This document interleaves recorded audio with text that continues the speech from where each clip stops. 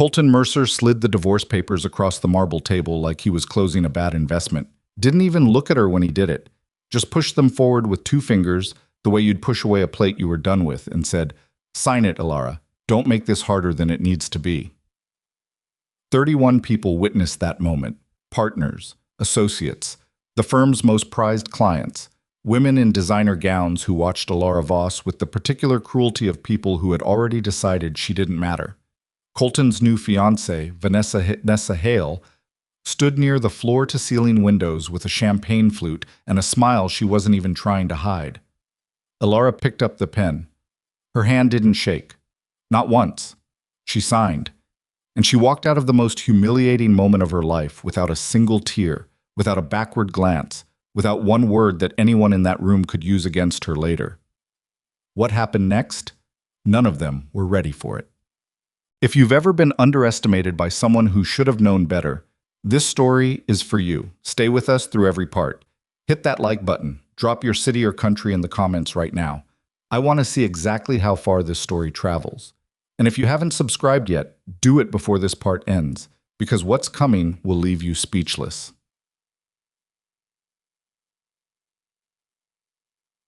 Part 1. The morning of the divorce, Alara Voss woke before the alarm. She lay still for a moment in the guest bedroom. She'd been sleeping there for 6 weeks, ever since Colton had stopped pretending the distance between them was temporary, and she stared at the ceiling the way she'd been staring at a lot of ceilings lately, the kind of stillness that looks like peace from the outside and feels like held breath from the inside. She was 34 years old. She had a master's degree in international law she had never used. She could speak 5 languages, though she only ever let Colton hear 2 of them. She knew how to field strip a tactical rifle in under 40 seconds, but she hadn't touched one in 11 years, and she intended to keep it that way. She made coffee.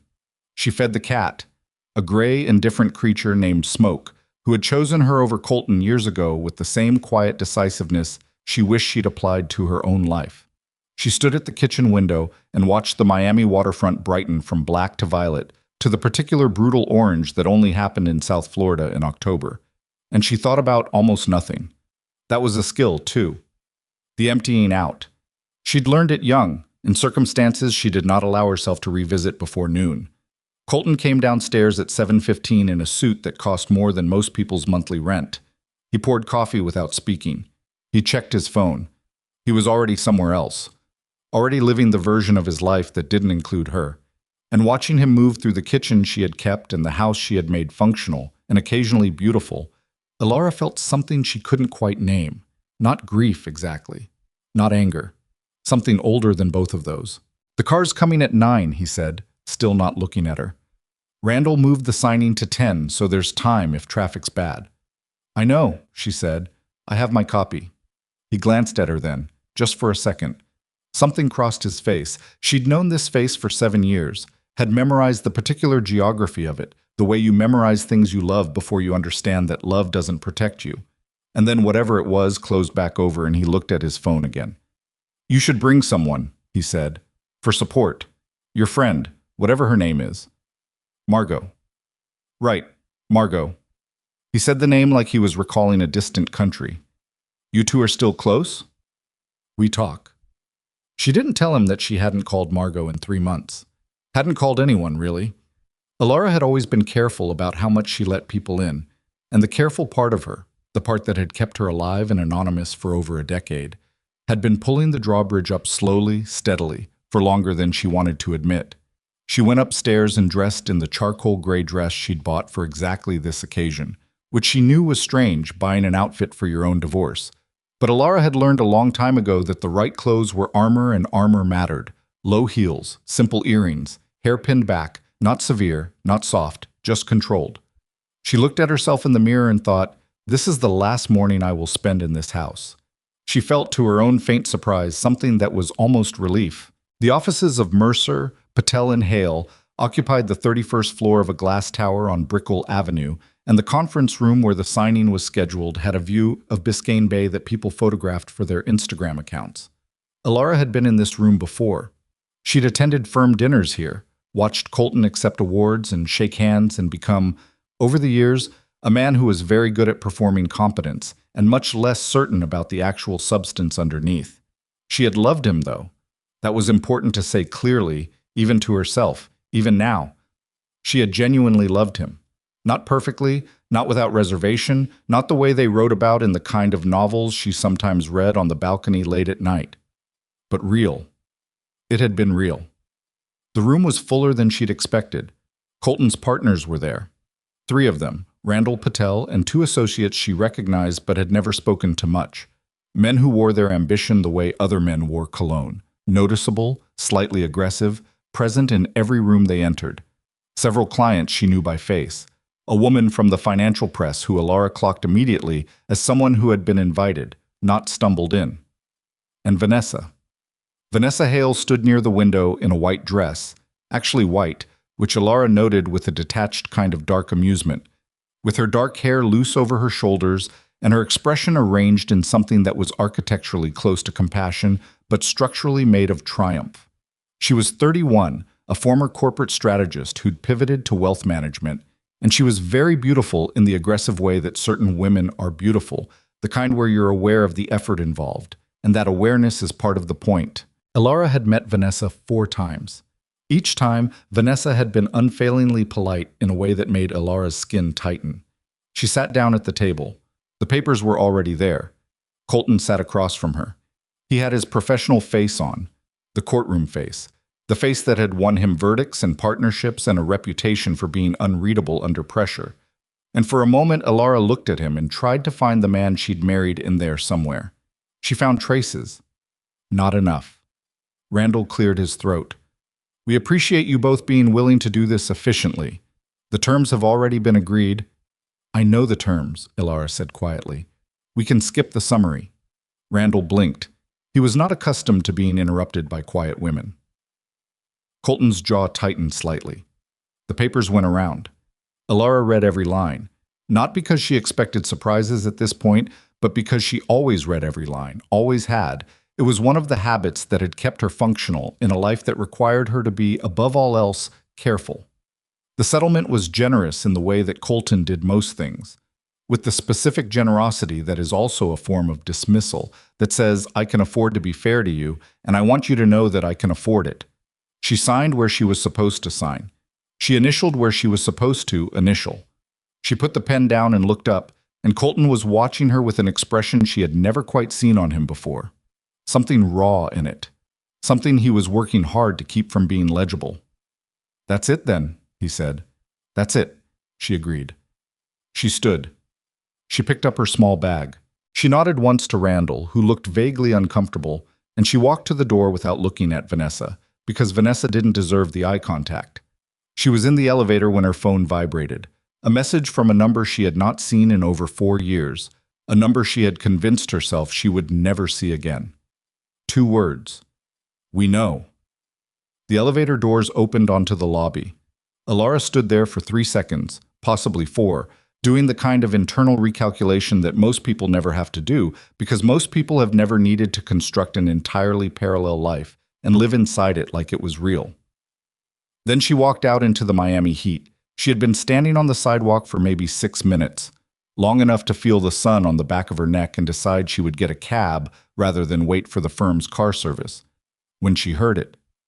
The sound reached her before the sight did. A deep, rhythmic percussion, rotors, multiple sets of them, coming from the direction of the bay. People on the sidewalk were stopping, pulling out phones.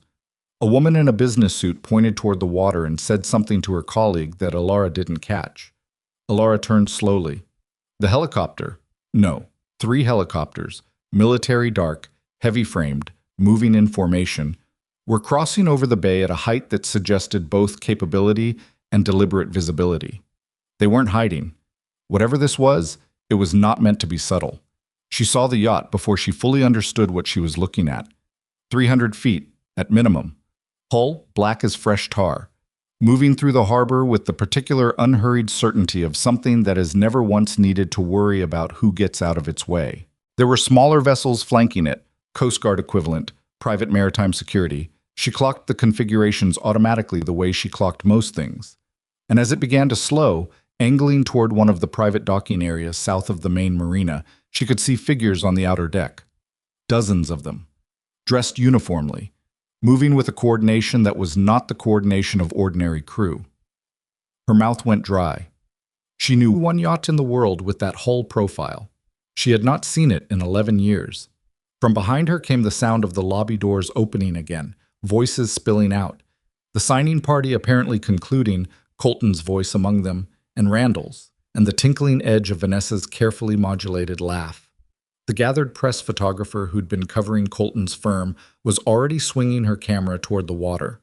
Several associates had come out to look. Alara stood perfectly still. She thought, of course it's today. Of all the days in 11 years, of course it's today. The yacht docked with mechanical precision, and the security detail that disembarked first was not the kind of security that worked for corporations or celebrities. These were operators. Former military, some of them, Alara knew the posture, the way they scanned, the way they moved through space like they were always accounting for angles. They formed a corridor along the dock. Two of them came forward to the dock entrance. She heard Colton behind her say, "What the hell is—" and then go quiet. The man who walked off the yacht last was not the largest man there, not the most visibly armed, not the most dangerous looking in any conventional way. I was perhaps 45, dark-haired, a silver streak above one ear that he'd had since his mid-20s. He wore a dark suit, no tie, the collar open. He moved through the security corridor with the loose, unrushed energy of a man who had never once needed to hurry because things arranged themselves around him rather than the reverse. She had not seen his face in 4 years. She had spent a significant amount of energy trying not to think about it. Dante Valerius walked straight to her. He covered the distance from the dock entrance to the sidewalk in about 12 seconds. His security held their perimeter. The helicopters had taken up positions overhead, hovering, not landing. The press photographer was clearly in crisis about where to point her camera. He stopped 2 feet from Alara. He looked at her the way a person looks at someone they have been genuinely frightened of losing. And this was the thing that 40 cameras captured, the thing that would be on every gossip site, and 3 legitimate news outlets by nightfall. Dante Valerius, the man whose name made international crime task forces rearrange their org charts, whose reach touched 6 continents, whose enemies tended to vanish with an efficiency that suggested thorough planning. That man dropped to one knee on a Miami sidewalk. "Princess," he said, and his voice was lower than she remembered, rougher. "It's time to come home." Alara looked at him for a long moment. She was aware of Colton behind her, aware of the silence that had replaced his voice, aware of Vanessa's particular frozen quality of silence that was different from everyone else's. She looked at Dante's face, the lines of it, the old scar along his jaw that she knew the story of, the dark eyes that had watched over her through the worst years of her life. And she felt something she had spent 11 years attempting to suppress rise up through her chest, like something breaking the surface of water. She said, "You're early." "The situation changed," he said simply. "I'll explain on the boat." "You always say that." And I always explain, eventually." She exhaled. Behind her she heard Colton say her name. Just her name, Alara. In a voice she had not heard him use in years. A voice that held something fractured in it. Something that sounded like a man beginning to understand that he has made a catastrophic miscalculation.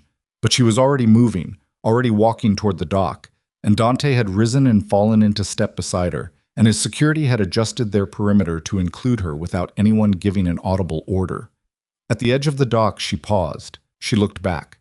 Colton stood on the sidewalk in his excellent suit with the divorce papers presumably still upstairs in his conference room, and he was watching her with the expression of a man standing in the wreckage of a story he thought he'd understood, realizing he had not understood a single word of it. Alara held his gaze for exactly as long as it took her to feel nothing in particular, and then she stepped onto the dock. The boat was enormous and cold and full of people who had known her before she had become the person she'd spent the last decade being. The main salon was set up as a tactical briefing room. Screens, maps, communication equipment, and several of Dante's senior people were already positioned around it with the contained tension of professionals who had been managing a problem for some time. Dante closed the salon door. He looked at her the way he always looked at her when they were alone. Different than outside, no performance to it, just the older brother exhaustion and the older brother relief that she had learned to read before she could read much else. How long? She asked. We identified movement against you 3 weeks ago. He moved to one of the screens. Whoever leaked your location, and someone did, Ilara, someone gave them enough to find you. They'd been building a file. Financial, personal, social. A pause. The divorce wasn't coincidence. What do you mean? I mean, someone helped it along. He looked at her. Your husband's new partner, Vanessa Hale. She has connections I don't think he knows about. Connections that run back further than their relationship. Ilara sat down in one of the chairs. It was a strange sensation, the familiar weight of her old world settling back onto her shoulders, the particular gravity of it, heavier than ordinary things, heavier than the small, careful life she had built. Who? She asked. Dante's expression shifted. Not quite fear. He didn't really do fear, not outwardly, but something adjacent to it, something careful. That, he said, is the part I need to show you. He turned to the screens. And Ilara Voss, who had spent 11 years being a quiet wife in a city that had never once suspected what she was, leaned forward and looked at the face of the enemy she had apparently never fully left behind. Her hands were still. Her face was still.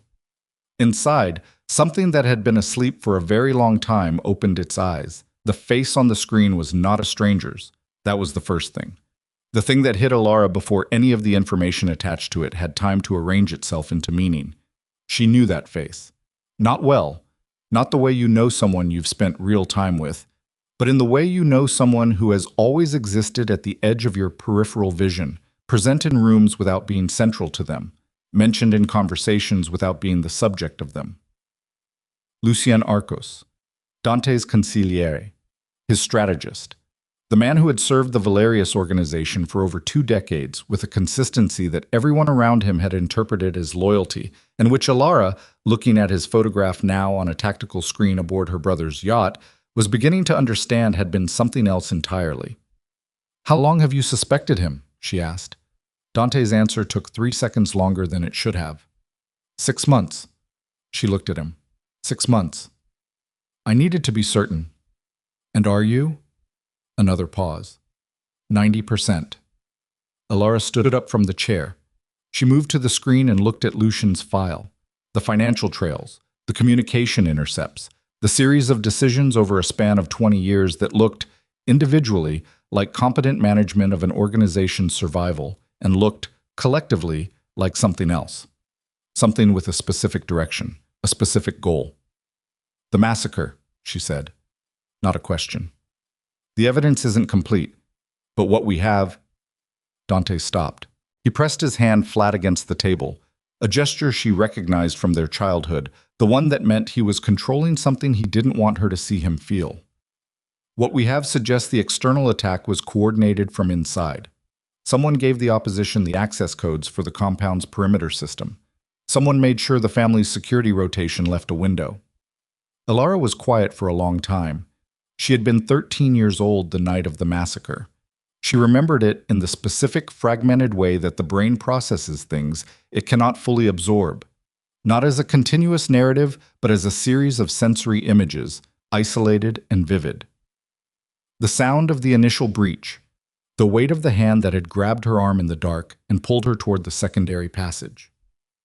Dante's voice, low and absolutely controlled, saying, "Don't stop. Don't look back. Keep moving." The smell of smoke from a direction that had not been on fire a minute earlier.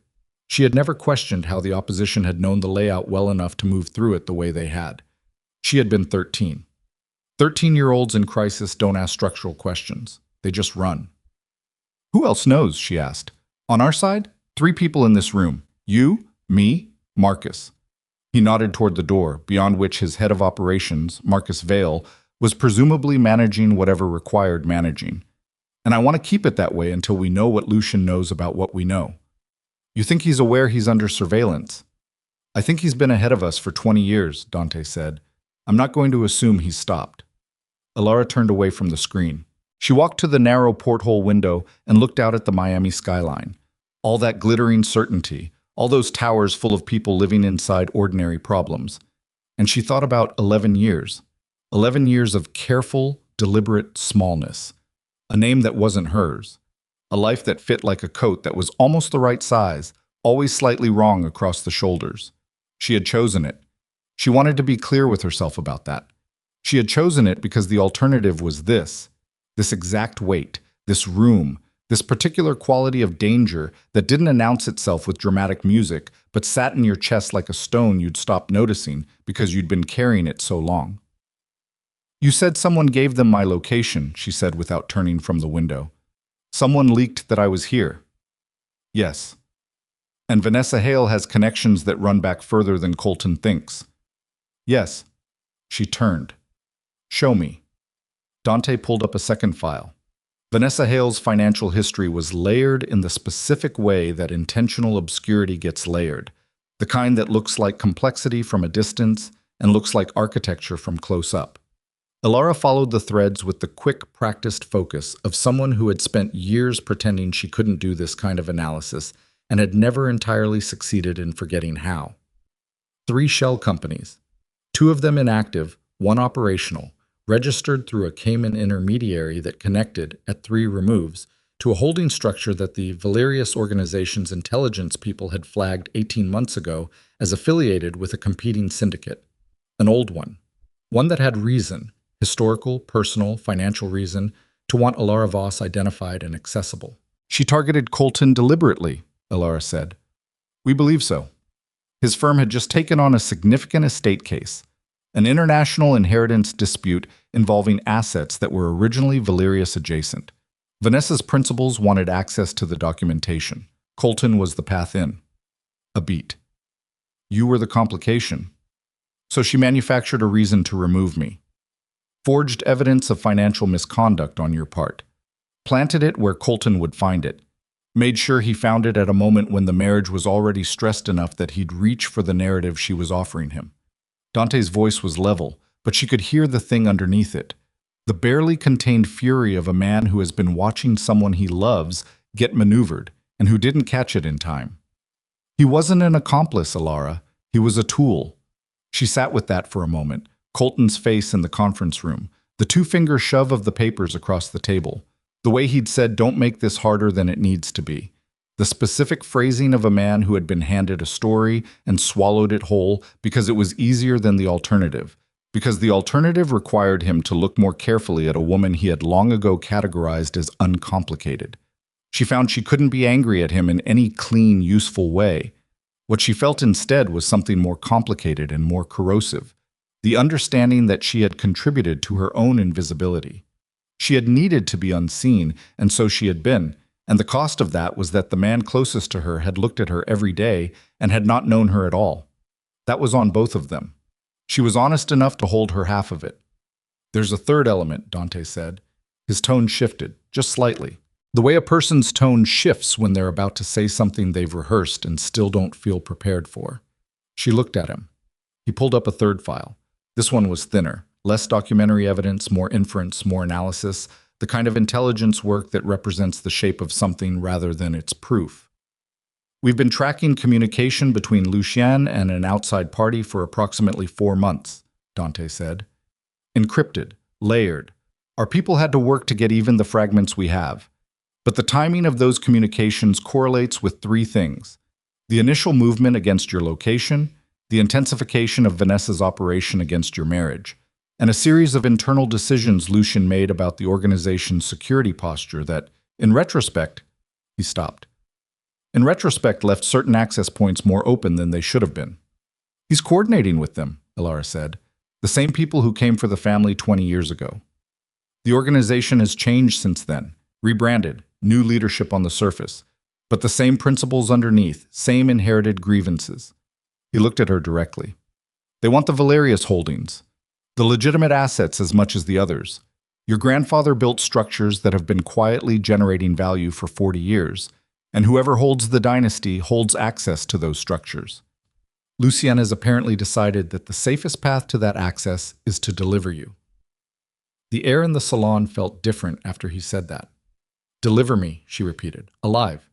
They want documentation, authorizations, access credentials, certain legal instruments that only the direct heir can execute. Once they have those, I know what happens once they have those. She stood up again. She couldn't seem to stay still. Dante, how exposed are we right now? The yacht's security is clean. I've had Marcus run 3 sweeps in the past 48 hours. He hesitated. But Lucian knows I came for you. He knows you're on the boat. He doesn't know what we know about him yet, or at least I don't believe he does. But the window on that uncertainty is not large. Where is he now? Gibraltar, managing the European side of the operation. A pause. He's scheduled to join us in 4 days for the Vienna summit. The Vienna summit. Alara recognized that phrase. A semi-annual gathering of the organization's senior people, operational, financial, legal, that had been a fixture of the Valerius calendar for 30 years. Legitimate on its surface. A significant amount of real business conducted at it. Also historically the moment when the organization made its most consequential internal decisions. 4 days. She pressed 2 fingers against her temple. An old habit. It didn't help, had never helped, but her hands needed something to do. The door opened. Marcus Vale came in without knocking, which meant it was something that didn't wait for knocking. He was a compact, gray-haired man of 60 who moved like someone 20 years younger and whose face was permanently arranged in an expression of focused dissatisfaction with the current state of affairs. "We've got a problem," he said. Dante looked at him. "Define a problem." "Colton Mercer is requesting to come aboard." The silence in the salon was immediate and complete. Alara turned to look at Marcus. "What?" "He's at the dock entrance, came on foot, left whatever escort he had at the street."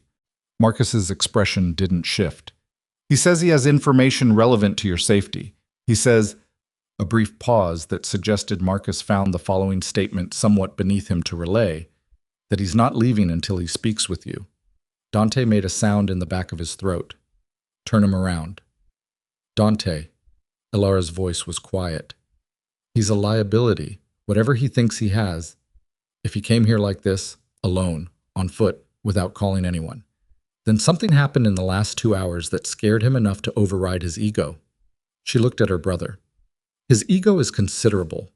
Whatever scared him past it, I want to know what it was." Dante held her gaze for a long moment. She watched him calculate, weigh the security risk against her judgment, assess whether this was sentimentality or strategy. And she let him do it, because they both knew that when she said something in this particular tone, she had already concluded that she was right and was being patient while he caught up. He exhaled. "Bring him to the secondary meeting room. 2 guards inside. I'm in the room." He looked at her. "Non-negotiable." She didn't argue. They moved Colton through the access corridor quickly, which she thought was probably a disorienting experience for a man who spent his professional life controlling the pace of rooms. He arrived in the secondary meeting room looking exactly like a person who had spent 2 hours discovering that the floor he'd been standing on was not, in fact, floor. He was still in his suit. He'd taken off the jacket somewhere. She could see him carrying it, sleeve-gripped, the fabric slightly wrinkled in a way that his suits were never wrinkled. His hair was not quite right. His eyes had the particular quality of recent shock. Wide open, processing speed visibly elevated, the expression of a man whose internal model of reality has just been invalidated by actual reality. He saw Dante first. The two of them sized each other up in the way that men who occupy very different categories of power sometimes do. Colton assessing threat, Dante assessing intent, both of them arriving at conclusions within seconds. Then Colton looked at Alara. "You're not surprised," he said, "that I came here." "I'm reserving judgment," she said. "Sit down." He sat. She remained standing. Dante stood against the wall, which was not coincidental. Standing against a wall in a confined space has a specific psychological effect on the person sitting down, and she knew Dante knew that. "Tell me what happened," she said. Colton put his jacket on the table. He put both hands flat on the surface. She recognized this as his preparation gesture, the thing he did before a deposition when he was organizing a complex narrative. She said nothing. "Vanessa left," he said. I don't mean she left the building. I mean she left. Her assistant called me 20 minutes after you walked out. Said Vanessa had cleared her office, canceled 3 weeks of appointments, and taken a car to the airport." He paused. "I went to her apartment. Her things are gone. Not all of them. Like she packed for a long trip, not like she moved. but the specific thing she would have taken if she was running. Another pause. I know what running looks like.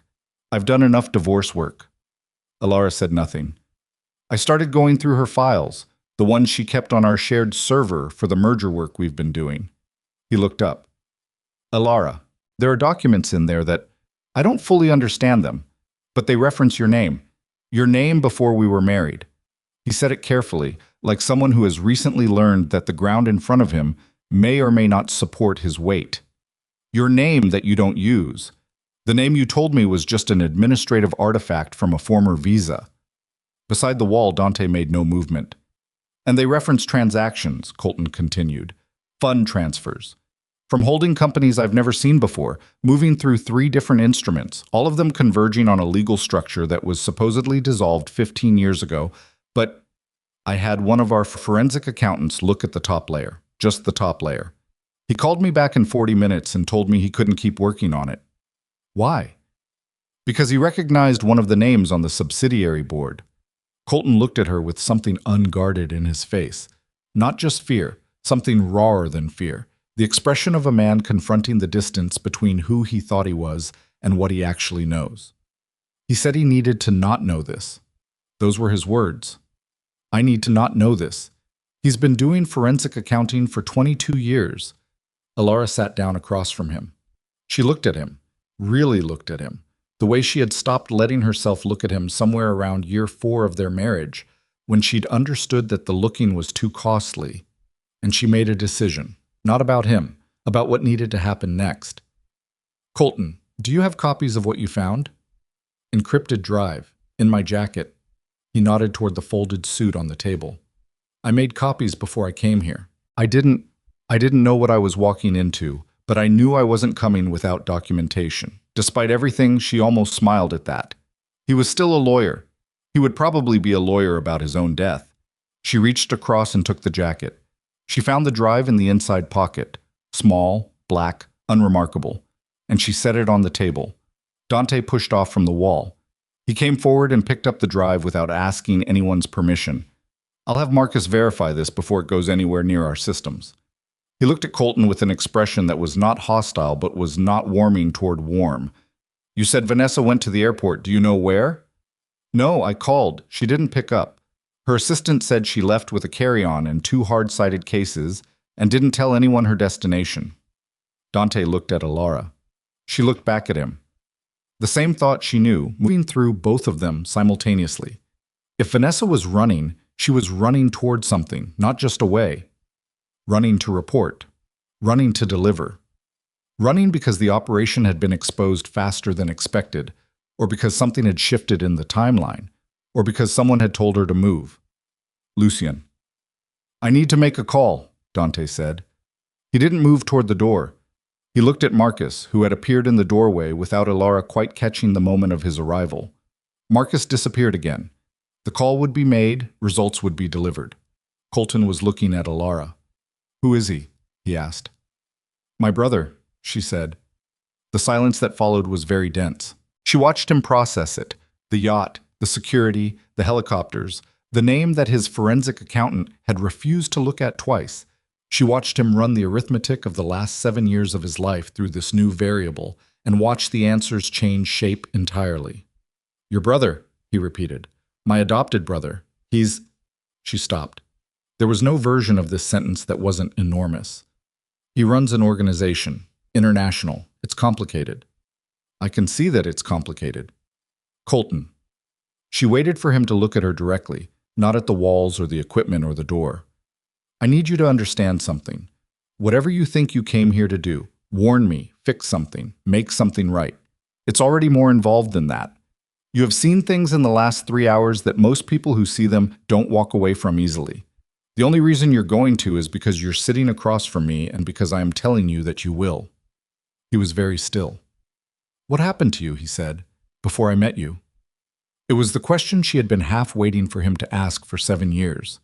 The real question, the one underneath all the smaller questions he'd never quite gotten to.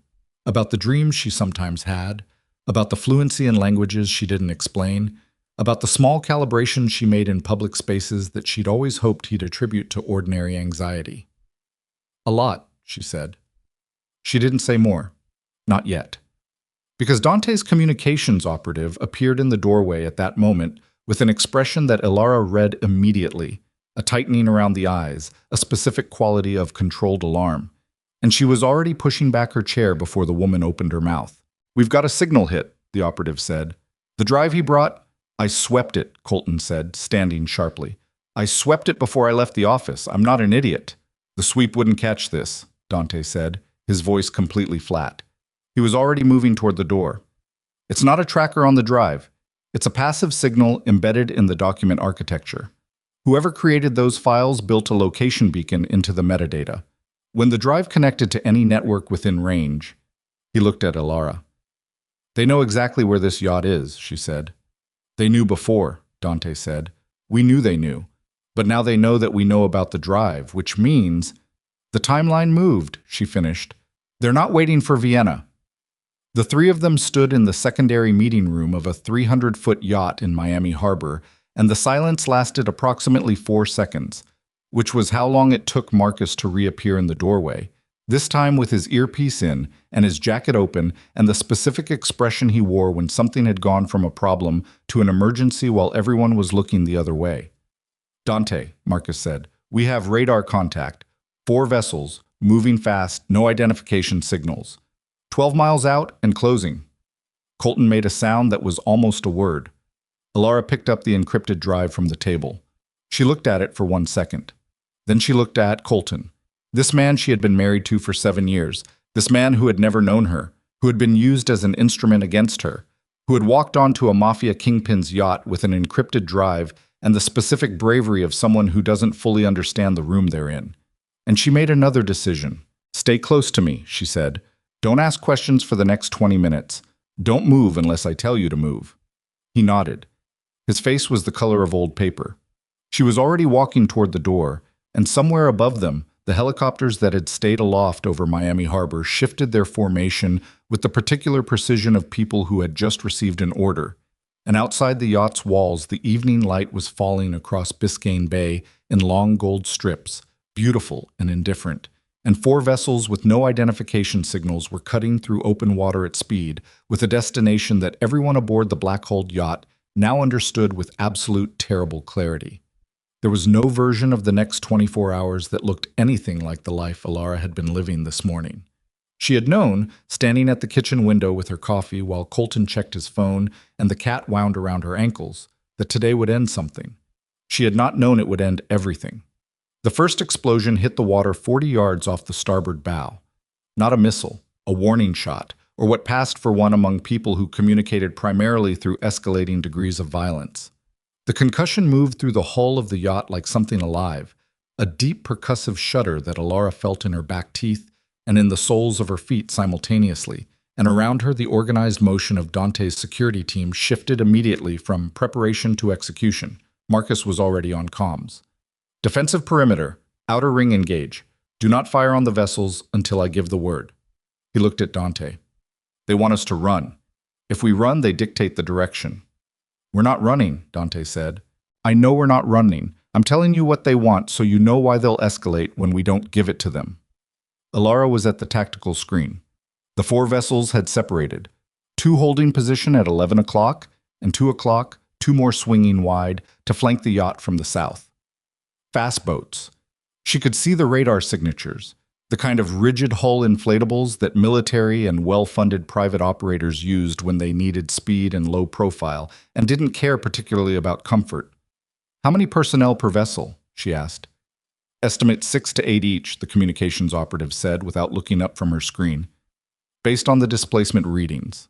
24 to 32 people. Against Dante's onboard security complement of 18, plus the helicopters, plus whatever maritime response was already being triggered by the explosion. Because they were in Miami Harbor, not international waters, and someone had just detonated something 40 yards from a 300-foot yacht in full view of a waterfront that was currently lined with evening pedestrians.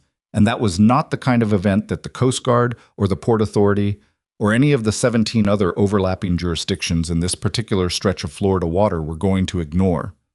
"They know we'll have law enforcement response inside 8 minutes, Ilara said, which means whatever they're planning to do it in less than that." Dante looked at her. What do you think they're planning to do? They don't want the yacht. They want me off the yacht. She kept her eyes on the radar. They'll try to force a transfer, disable our propulsion, make us stationary, and extract under the chaos before the Coast Guard gets here. If they can't do that, they'll try to take out the helicopters and then come over the rail.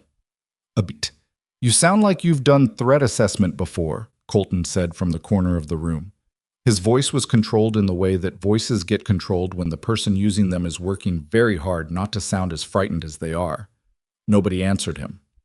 Get him below, Dante said to one of the guards, nodding toward Colton. No, Colton said. Dante looked at him with the expression of a man who is not accustomed to being told no and has, over the course of many years, developed a response to it that does not involve repetition of the request. I'm not going below and being blind to whatever's happening up here, Colton said. He was shaking slightly. Not his hands, his shoulders, a fine tremor that he was visibly attempting to suppress. I brought that drive onto this boat. Whatever comes through that rail because of it, I'm not hiding from it. Dante looked at Alara. Let him stay, she said. Put him against the interior wall. If shooting starts, he goes flat. I can follow instructions, Colton said, and the particular crispness of this statement, delivered by a man who was clearly terrified and stubbornly refusing to be only terrified, caught in Alara's chest in a way she didn't have time to examine. She turned back to the screen. The second explosion was different. Not water, hull. It hit below the waterline on the port side, a shape charge designed to flood rather than destroy, and the yacht listed 2 degrees to the left before the automated damage control systems began compensating. 3 degrees of list would limit their maneuverability. 5 degrees would stop it entirely. They're going for immobilization, Marcus said. I know. Dante pulled one of the guards toward him and spoke fast and low. The guard moved.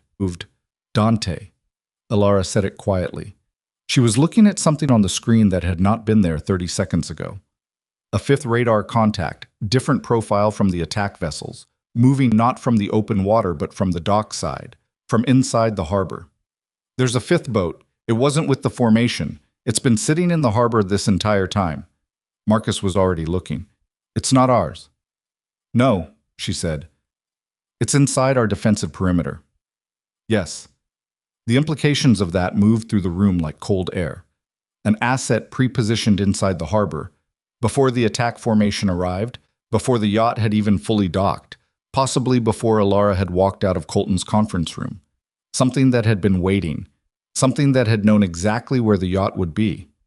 Not intelligence gathered in the last 2 hours, intelligence that predated today. Someone told them where to park, Marcus said. Someone told them everything, Alara said. The dock position, the defensive configuration, the helicopter coverage patterns. She paused. Someone who's been on this yacht before. The room went still in the way that rooms go still when a thought becomes a conclusion, and the conclusion is bad. Dante's face was doing something she had not seen it do in a long time. Something that was not anger and was not fear, but was the specific expression of a man who is being forced to confront a possibility. He has been refusing to fully inhabit. A clenching around the eyes. A stillness of the jaw that came from keeping it still deliberately. Marcus, he said. Already running it, Marcus said, his voice completely flat. He had his tablet out. I was moving through access logs, communication records, the yacht's internal security footage from the past 48 hours. Fast, very fast. The 3rd explosion hit the port side again, higher up this time, and several of the salon's windows cracked simultaneously. Alara felt it in her collarbone. Behind her, she heard Colton make a sound that was not quite a word. Dante's security teams were returning fire now. She could hear it, controlled bursts, the helicopters repositioning. And through the cracked windows, the Miami waterfront was awash of blue and red emergency lights, Coast Guard response already visible on the horizon, which meant they had perhaps 4 minutes before this became an international maritime incident with cameras and everything that came with cameras. Alara. Marcus's voice had changed. She turned. His face was gray. I need you and Dante to look at this. He put the tablet on the table. The footage was from the yacht's secondary communications room, time-stamped 14 hours earlier, before they had even arrived in Miami while the yacht was still in transit. The room was supposed to be empty during transit. Access logged, secured, 2-key entry. The figure in the footage was blurred, Matt. Deliberately, someone had placed a small adhesive diffuser over the nearest camera lens, the kind of thing you'd only know to do if you knew exactly where the cameras were. But the figure was not entirely unrecognizable. The height, the specific economy of movement, the way the person used the communications console, not hunting for functions, not learning the interface, but using it with the muscle memory of someone who had spent significant time at it. Opening a channel, transmitting a burst communication, closing it again. Elapsed time, 4 minutes, 11 seconds. 14 hours ago, while the yacht was at sea. "Can you clear the face?" Dante asked. His voice was very quiet. Marcus shook his head. "Not enough resolution on this angle, but..." He swiped. Another camera, different angle, caught the figure leaving the communications room and moving down the corridor toward the crew quarters. For 1.3 seconds, the corridor camera had an unobstructed angle. It wasn't enough to be certain. It was enough to be almost certain. And almost certain, with a context this specific, was functionally the same thing. Alara knew the person in the footage.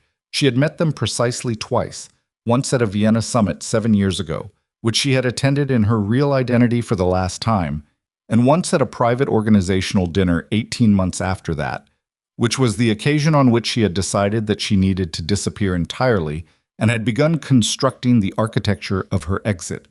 Both times, the person had been introduced to her as a junior analyst attached to Lucian Arcos's strategic team. Both times, she had noted them and filed them and moved on.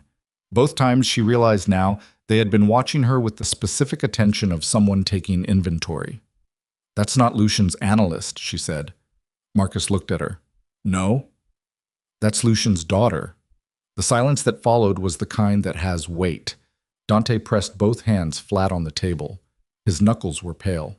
He said nothing for 5 seconds, which was a very long time for Dante Valerius to say nothing. And in those 5 seconds, Alara watched him reprocess 20 years of association, 20 years of trust extended and relied upon and built into the operational skeleton of everything he'd constructed, 20 years of a man he'd considered a second father reconfiguring itself into something else entirely. "She's been on the boat before," Marcus said. He was still moving through records, fast, relentless. 3 times in the past 2 years, official capacity, coordinating with Lucian during summits, full access clearance. "Full access," Dante repeated. "Deck plans, security rotations, camera placements." Marcus put the tablet down. "She didn't need to scout anything today. She already knew everything." A 4th explosion, further away. One of the helicopters engaging the attack formation directly, the sound of it different from the hull charges, louder, sharper. Through the cracked windows, Alara could see tracer fire across the dark water. She was not thinking about the attack formation. She was thinking about the sequence. Lucian's daughter on the boat 14 hours ago, transmitting coordinates and configuration data to the incoming assault team. Lucian in Gibraltar, running the strategic layer. Vanessa Hale already in the air, her operational role completed, extracting before the violence she'd helped set in motion could reach her. And Lucian himself. Lucian, who had been scheduled for Vienna in 4 days, who Dante had been planning to surveil carefully and calmly over those 4 days while he built the remaining 10% of his certainty. She grabbed Marcus's arm. "Where is Lucian now? Current location right now." Marcus pulled his phone. It was already dialing. 2 seconds. 3. He looked up. "He's not in Gibraltar," Marcus. The bottom fell out of the room. "His last confirmed location was Gibraltar 18 hours ago," Marcus said, his voice doing the thing it did when he was compressing significant alarm into operational calm. "Since then? Nothing." He dropped off all monitored channels simultaneously. "He's not in Gibraltar," Alara said. She said it again, not because she needed to, but because saying it helped her think. "He left 18 hours ago. The communication from the yacht was 14 hours ago. The attack formation was pre-positioned in the harbor, which means planning that took at least 36 hours, Marcus finished. "He's not coming in 4 days," she said. "He's already here." Dante looked at her. "The Vienna summit was misdirection," she said. 4 days, coordinate positions, give us a timeline to plan around, while he was already moving, already in place. She looked at the radar. The 5th contact, the pre-positioned boat inside the harbor, had not moved during the attack. It was still sitting there, waiting. The attack formation isn't the operation. It's the noise. It's what we're supposed to be looking at. Then what's the operation? Colton said from the wall. He'd gone very still. She looked at the radar contact. She looked at Dante. She said, "Who's on the lower deck right now?" Marcus was already moving for the door. He didn't make it. The lights went out. Not a power failure. A cut, precise, targeted, the auxiliary systems going down alongside the primary in the specific sequence that required inside knowledge of the yacht's electrical architecture. Emergency lighting kicked in after 3 seconds, red-toned and thin, and in the sudden altered quality of the darkness, Elara heard two things simultaneously: a crash from the direction of the lower deck stairway and the sound of a door she did not recognize being opened. She moved. Not toward Dante, not toward the door, toward the tactical console, because the console had a backup battery system, and the backup battery system had a 30-second spin-up, and she needed to know where every person on this yacht was before anything else. Colton caught her arm in the dark. "Elara, let go!" She said it without breaking her motion. He let go. 25 seconds for the console to come up. She watched the screen populate. Heat signatures, internal sensors, the yacht's emergency tracking system mapping every moving body. Upper deck clear. Salon level, herself, Dante, Marcus at the door, Colton at the wall, 2 guards. Lower deck, 4 of Dante's people at their stations, and 1 person who should not have been there. In the secondary corridor off the engine room, a passage that existed in the yacht's original design but had been sealed during a refit 2 years ago. A passage that was not on any current deck plan. A heat signature moving with the unhurried confidence of someone who knows exactly where they're going. Dante. She turned. Secondary corridor, engine room level, the sealed passage. His expression shifted. That passage was not as sealed as you thought. She was already at the weapons cabinet. She had not touched a firearm in 11 years. Her hands remembered without being asked, and there was something disturbing about that. The ease of it, the muscle memory that did not care how many years of deliberate distance she'd put between herself and this moment. She checked the load, checked the safety, and turned. "Stay up here. Keep Colton with you." "You're not going down there alone," Dante said. "If you come with me, there's no one up here with authority to make decisions." She looked at him, held his gaze, the way she used to when they were younger, and she needed him to stop trying to protect her long enough to think clearly. "Give me 2 guards and stay on the console. If that signature moves toward the upper deck, you'll see it before I do." He didn't like it. He'd never liked it when she was right, and he didn't like the conclusion. "2 guards," he said. Comms open the entire time. She moved. The lower deck was dark and close and smelled of machine oil and the particular recycled air staleness of spaces that don't get much human traffic. The 2 guards moved with her through the corridor. She didn't know their names. She knew their capability by the way they placed their feet, and that was enough. And she kept her breathing slow and her focus narrow. The sealed passage entrance was behind a maintenance panel. The panel was open. The seal had been cut, cleanly, with a tool designed for it, not forced. Someone had prepared this. Someone had been inside this yacht in the past 48 hours with time and equipment and the specific technical knowledge to cut a composite panel without triggering the vibration sensors. Lucien's daughter. 3 visits in 2 years. She moved into the passage. It was narrow, designed for cables and conduit routing, and the emergency lighting didn't reach it at all. She worked by the small tactical light on her guard's shoulder, moving in sequence, aware of every sound. The passage curved left and then descended. A short ladder, maybe 12 rungs. And at the bottom was a space she had not known existed. A compartment. Small, functional, deliberately unremarkable. A fold-down shelf. A communications unit, portable, military grade. A case open on the shelf with specific contents arranged in the specific way that people arrange things when they have been trained to work in confined spaces under time pressure. And in the corner, sitting on an equipment case with his hands on his knees and an expression of perfect, undisturbed calm, was Lucien Arcos. He was 63 years old, silver-haired, lean, with the kind of face that is easy to trust.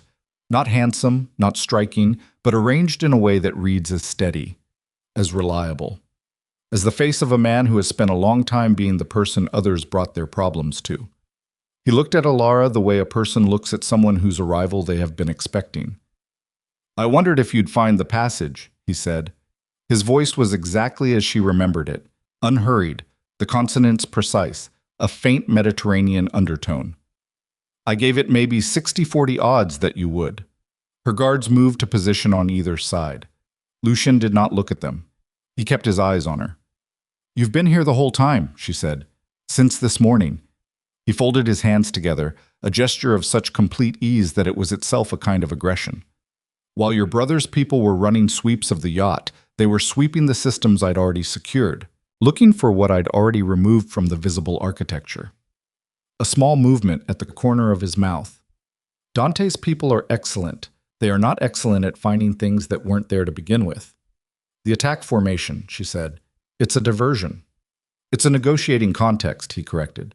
I find that people have more focused conversations when there's a degree of external pressure. What do you want to negotiate? He looked at her with something that was almost, not quite, but almost, resembling genuine interest. I want you to understand something before we get to the negotiation, he said, because I think you deserve to understand it. I think you've deserved it for 20 years, and you've simply been kept from it.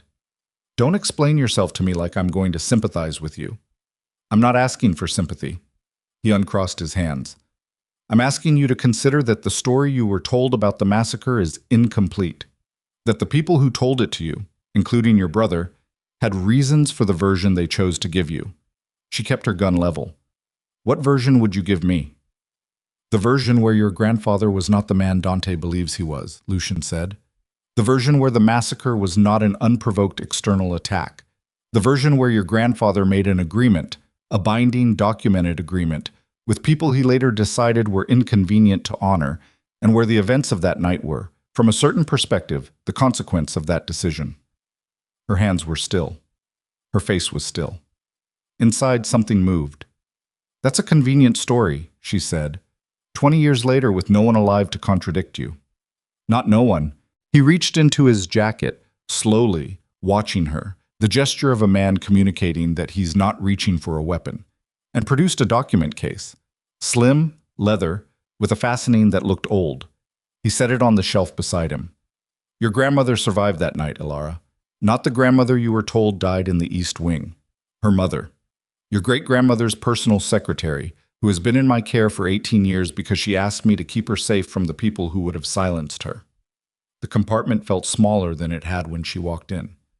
She documented everything, Lucien said. Every meeting, every agreement, every decision your grandfather made in the 5 years before the massacre. And the organization that came for your family that night. They're not my allies. They never were. They were his creditors. Alara said nothing. The people I have been working with, he continued, are not the people you think they are. They are not remnants of an old enemy. They are... He stopped. He looked at his hands for a moment, and for the first time she saw something in his face that was not performance, something tired underneath the calm. They are the legal representatives of the original compact, the one your grandfather violated. And what they want is not you. It was never you. He looked up. It's the documentation. Proof that the Valerius holdings were built on a violated agreement. Proof that entitles the other signatory parties to a 49% claim on everything your grandfather built and everything built since. She let this settle. She let it settle, and she looked at Lucian Arcos, at his 63-year-old face, his steady hands, his document case, his 20 years of proximity to her brother, and she thought about what it would mean if any part of this was true, and she thought about what it would mean if none of it was, and she thought about the one thing that had not changed regardless of which version was accurate. You've been lying to Dante for 20 years, she said. He didn't flinch. Yes. You built his trust and you used it, and you've been feeding his operation's vulnerabilities to people whose claim against him you decided was legitimate. That's one way to describe it. Is there another way?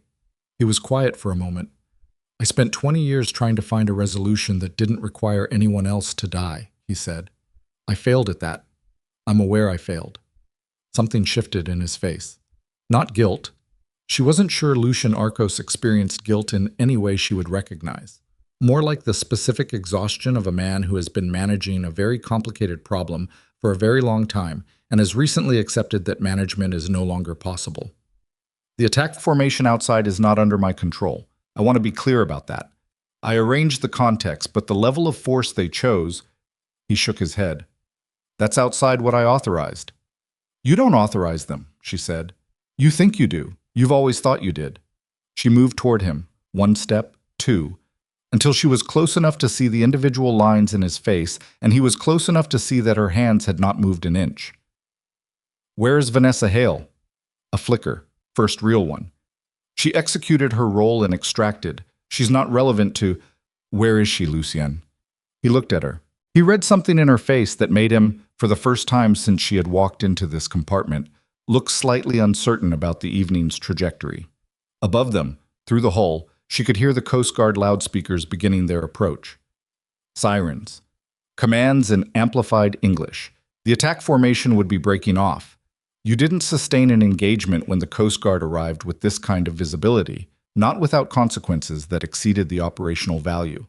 The external pressure was lifting, which meant the negotiating context Lucien had constructed was evaporating, which meant the next 60 seconds were going to determine a great deal. Alara reached past him and picked up the document case from the shelf. Hey!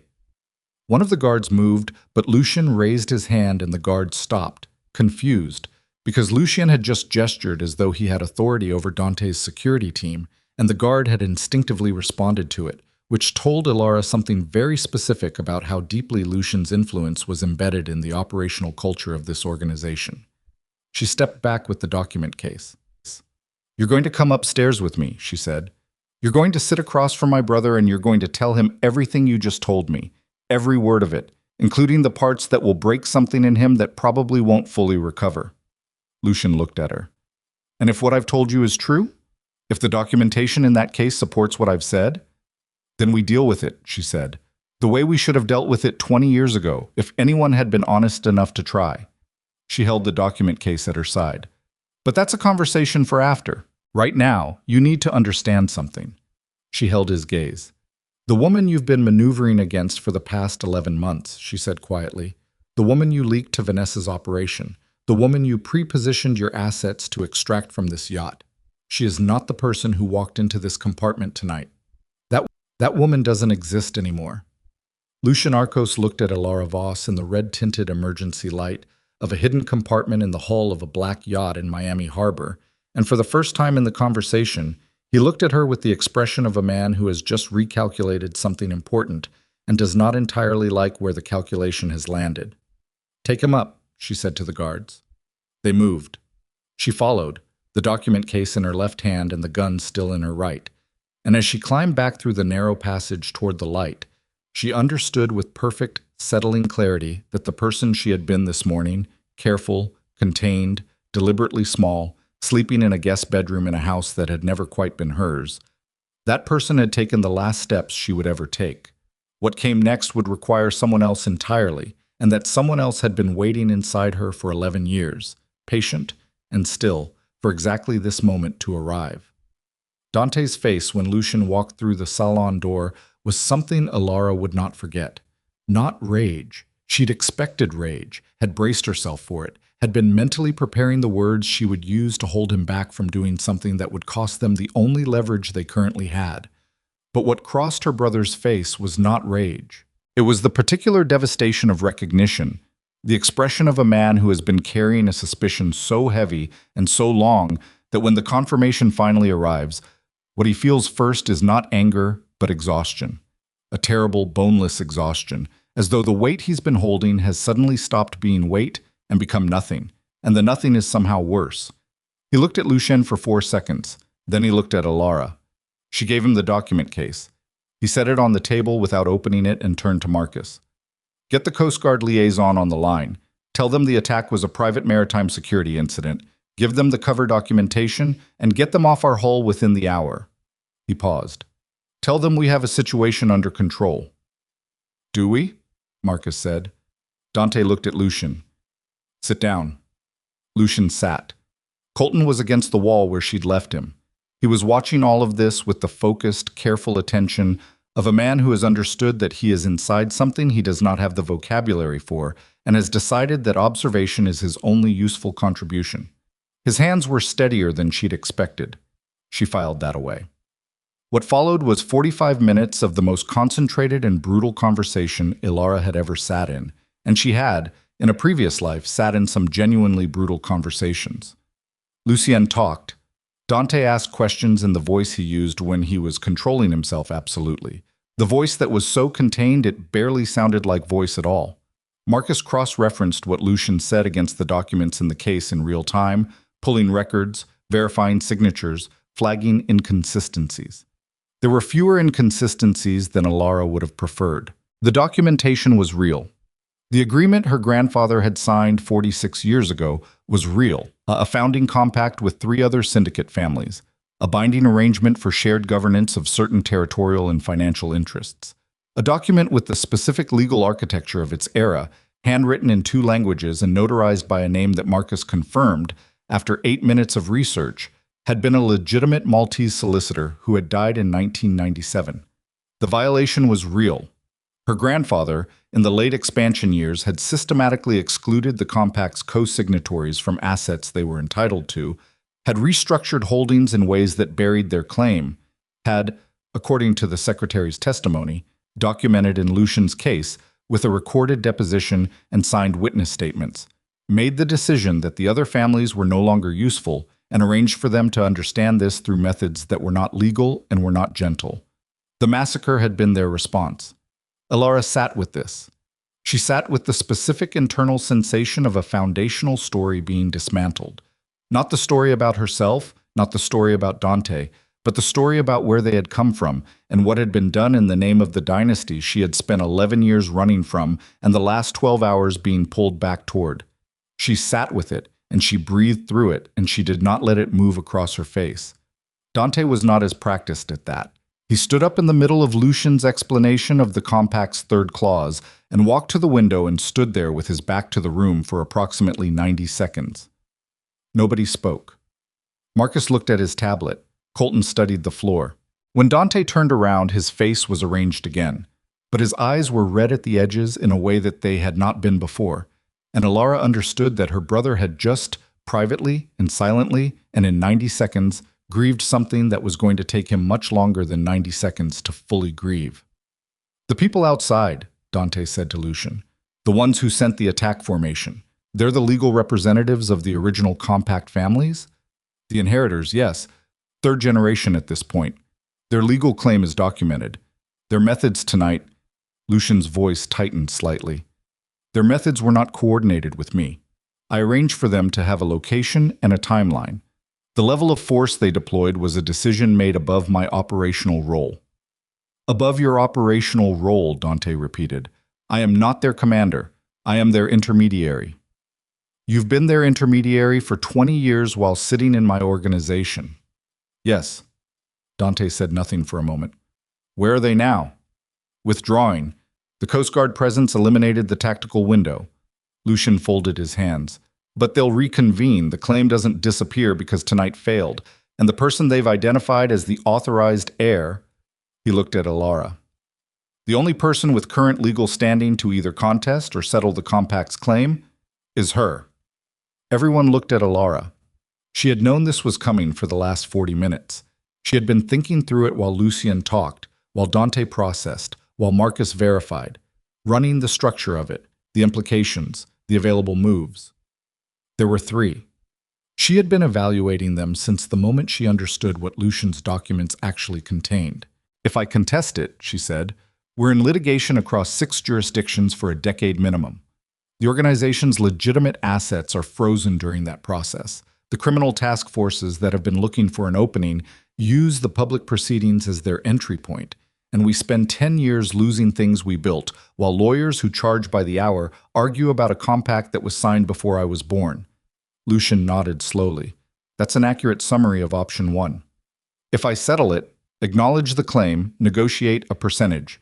We legitimize 46 years of grievance. We set a precedent that destabilizes every other arrangement the organization has. And whoever receives the settlement uses the capital to build a competing structure that spends the next decade trying to finish what they started tonight. Less accurate, but not entirely wrong, Lucian said. There are settlement structures that could. I'm not done. She looked at him. Option 3. He was quiet. The compact was signed by my grandfather, she said. The violation was committed by my grandfather. The documentation supports the claim against the estate of Emilio Valerius, not against the current organization. She kept her voice level. Emilio Valerius's personal estate was a separate legal structure from the operating syndicate. His assets were dispersed at his death under a private instrument that predated the compact. She looked at Marcus. Pull the 1987 estate instrument. Marcus was already moving. Lucian's expression had shifted. Something in it, not surprise exactly, but a recalibration. The expression of a man who has been playing a very long chess game and has just seen an opponent's hand move to a square he did not anticipate. You've looked at this before, he said. I looked at it 4 years ago, she said, when I first started understanding what I'd left behind. I spent 6 months mapping the organizational legal architecture. I wasn't going to come back into this without knowing where the floors were. 4 years ago, Dante said. He was looking at her, something in his voice. When you disappeared. When I went quiet, she corrected. There's a difference. He absorbed that. She watched him absorb it. If the personal estate disbursement predates the compact's violation claims, Marcus said, looking up from his tablet, then the claim runs against a dissolved structure. Against a dissolved structure with no current assets, Alara said. The compact families have a legitimate grievance against something that no longer exists.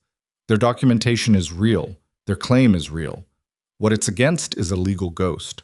She looked at Lucian. Which you knew, or should have known if you'd looked as carefully as you thought you did. The silence in the room had a different quality than all the silences that had preceded it. Lucian looked at her for a long time. She let him look. It won't satisfy them, he said finally. The legal argument is sound. The people who sent the formation tonight are not primarily interested in legal arguments. No, she agreed, which is why the legal argument is the public move, and the other conversation happens privately. She stood. I need a secure line to Gibraltar. Not your contact there. Ours. Someone the compact families have not had 20 years to compromise. She looked at Dante. And I need the Vienna summit moved. Dante's eyes narrowed. To when? To now. To this boat. Tonight. She looked around the room, at her brother, at Marcus, at Lucien sitting in his chair with the particular stillness of a man who has just realized the game has changed underneath him. Every principal who was supposed to be in Vienna in 4 days. I want them here in 12 hours. Because when the compact families regroup from tonight and decide what comes next, I want them walking into a room where we've already decided what comes next first. Dante looked at Marcus. Marcus looked at his tablet. I can get 8 of the 12 here by morning, Marcus said. The other 4 are in time zones that make...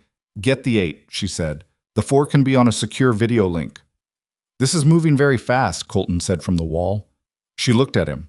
She had, in the intensity of the last hour, almost forgotten he was there, and the sudden reminder of him, standing against the wall with his jacket still folded over his arm, his face the color of a man who has had a very long day that was supposed to contain only a divorce, caught her somewhere in the chest again. Yes, she said, it is. Is there anything you need me to do? She considered him. Can you read a legal instrument from 1987 and tell me if there are structural vulnerabilities in the disbursement language? He blinked. That's what you need right now? A document review? That's what I need right now. He pushed off the wall. Give me the document. Marcus printed it. They worked through the night. The yacht moved. Dante had ordered it out of Miami Harbor once the Coast Guard cleared them, into open water where the defensive options were more favorable and the surveillance variables were reduced. Alara didn't sleep. She didn't expect to sleep. She drank coffee that was too strong and worked through the legal architecture of a document written in 1987 with a man who had signed his divorce papers 14 hours ago. And something about the specific absurdity of that, the compressed extremity of one day, going from a marble conference table to the hull of a yacht in the Atlantic, occasionally surfaced in her awareness and was set aside again. Colton was good at the document review. She had expected him to be. He was genuinely excellent at law underneath everything else. That part had never been performance. He flagged 3 clauses she had already identified and one she hadn't, a jurisdictional reference in the disbursement instrument's 7th paragraph that created a potential ambiguity about which legal system governed the interpretation of personal estate assets, as opposed to organizational holdings. This could be read either way, he said, pointing to the clause. A good opposing counsel makes the argument that the estate disbursement incorporated certain syndicate-adjacent assets as personal property. Yes. Can you close it? I can make the counterargument stronger than theirs. She looked at the paragraph. I need the original Maltese notarization on the compact cross-referenced with the estate instrument's filing date. If the compact was notarized after the disbursement instrument was filed, the disbursement takes precedence by registration date. Colton looked at her for a moment. You practiced law. No. You could have. She said nothing. Elara. He said her name carefully, the way you say a name when you're not sure of your right to it anymore. I know this isn't the moment, and I know you have approximately 40 things that are more important than anything I could say right now, but… He stopped, tried again. Who are you?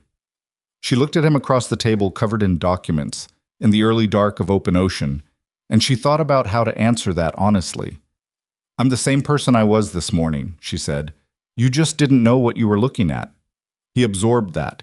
She watched him absorb it the way he'd been absorbing things all day. Quietly, without performance, filing it somewhere she couldn't see. The cat, he said. What? Smoke.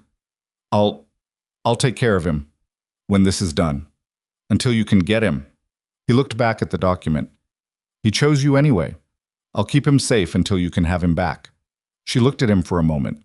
Then she looked back at the document. Thank you, she said. Dawn broke over the Atlantic and the summit began. 8 principals on the yacht's main deck, configured as a formal meeting room in the way that the yacht could be configured for anything given enough time, and Marcus's organizational compulsion. 4 more on screens, time delayed, audio occasionally fragmentary. Dante at the head of the table. Elara beside him, not at his right hand in the traditional hierarchy position, but at the table itself, which was a statement that required no elaboration. Lucien was not present. Lucien was in a secured cabin with 2 guards and a dinner tray, which Elara had specified should be warm and should include the coffee he preferred, because she was not interested in cruelty for its own sake, and because a man who had not eaten was a man whose thinking was impaired, and she needed his thinking intact for later. She presented the legal analysis in 45 minutes, clean, structured, without oratory. The 1987 disbursement instrument, the Maltese Compact, the registration date precedents, the jurisdictional question and its counterargument, the strategic options and their projected timelines and costs. She presented it the way she presented everything, without asking anyone to like it, without cushioning the parts that were uncomfortable, without the performance of authority that people who are uncertain of their authority tend to employ. The room was quiet when she finished. One of the senior principals, a man named Ferris, who ran the organization's European financial operations, and who had been in the room for 23 years and had the demeanor of someone who had survived by being very slow to commit to anything, looked at her across the table. The compact families aren't going to accept a legal argument, Ferris said. They've been waiting 30 years. You're offering them a technicality. I'm offering them a structure, she said. The legal argument is the public layer. The private conversation is different. What's the private conversation? That the Valerius organization is prepared to acknowledge, in a binding private instrument, that the original compact represented a legitimate arrangement, that its violation was a wrong committed by a specific individual who is dead, and that in recognition of that history, we are prepared to offer a voluntary settlement, not as legal obligation, since the legal obligation runs against a dissolved estate, but as acknowledgement of principle. Ferris looked at her. What does that settlement look like? A revenue share on 3 specific legitimate enterprises for 15 years, structured as a consulting arrangement, clean, auditable, defensible if it ever surfaces. She kept her voice level. It's not 49% of everything. It's not what they would have gotten if the compact had been honored. It is something which is more than the legal argument owes them. You're rewarding people who attacked this organization last night. I'm ending a 30-year war before it takes another generation, she said. The people who attacked us last night were acting under instructions from principals who are tired and who have been waiting for something that was never going to come through violence.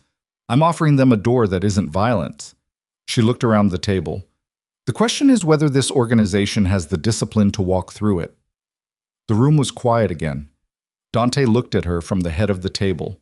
He had not spoken during her presentation. He was looking at her with something she recognized, not just pride, which was too simple, but the specific expression of someone watching another person be exactly who they are and understanding, perhaps for the first time fully, what that is. He said, "All in favor." 11 votes. 1 abstention, Ferris, who abstained as a matter of professional habit whenever he was uncertain, which Alara noted as the most useful kind of uncertainty. She had her mandate. She went to Lucian's cabin herself. He looked up when she came in. He'd eaten, she noted. The tray was mostly clear, which was good. He looked less like a man conducting a strategy and more like a man who had been awake for 30 hours and was feeling it in his joints. The summit voted, she said. I assumed it would. I need you to make a call. She sat across from him. To the compact family's primary contact, tonight, before they regroup and decide to try a different approach. He looked at her carefully. You're asking me to be your intermediary. You're already their intermediary. I'm asking you to be ours as well. She held his gaze. I'm not offering you absolution. What you did to Dante, what you took from him, that's his to reckon with, not mine. But I need the channel you've spent 20 years building, and I need it in the next 6 hours. What do you need me to say?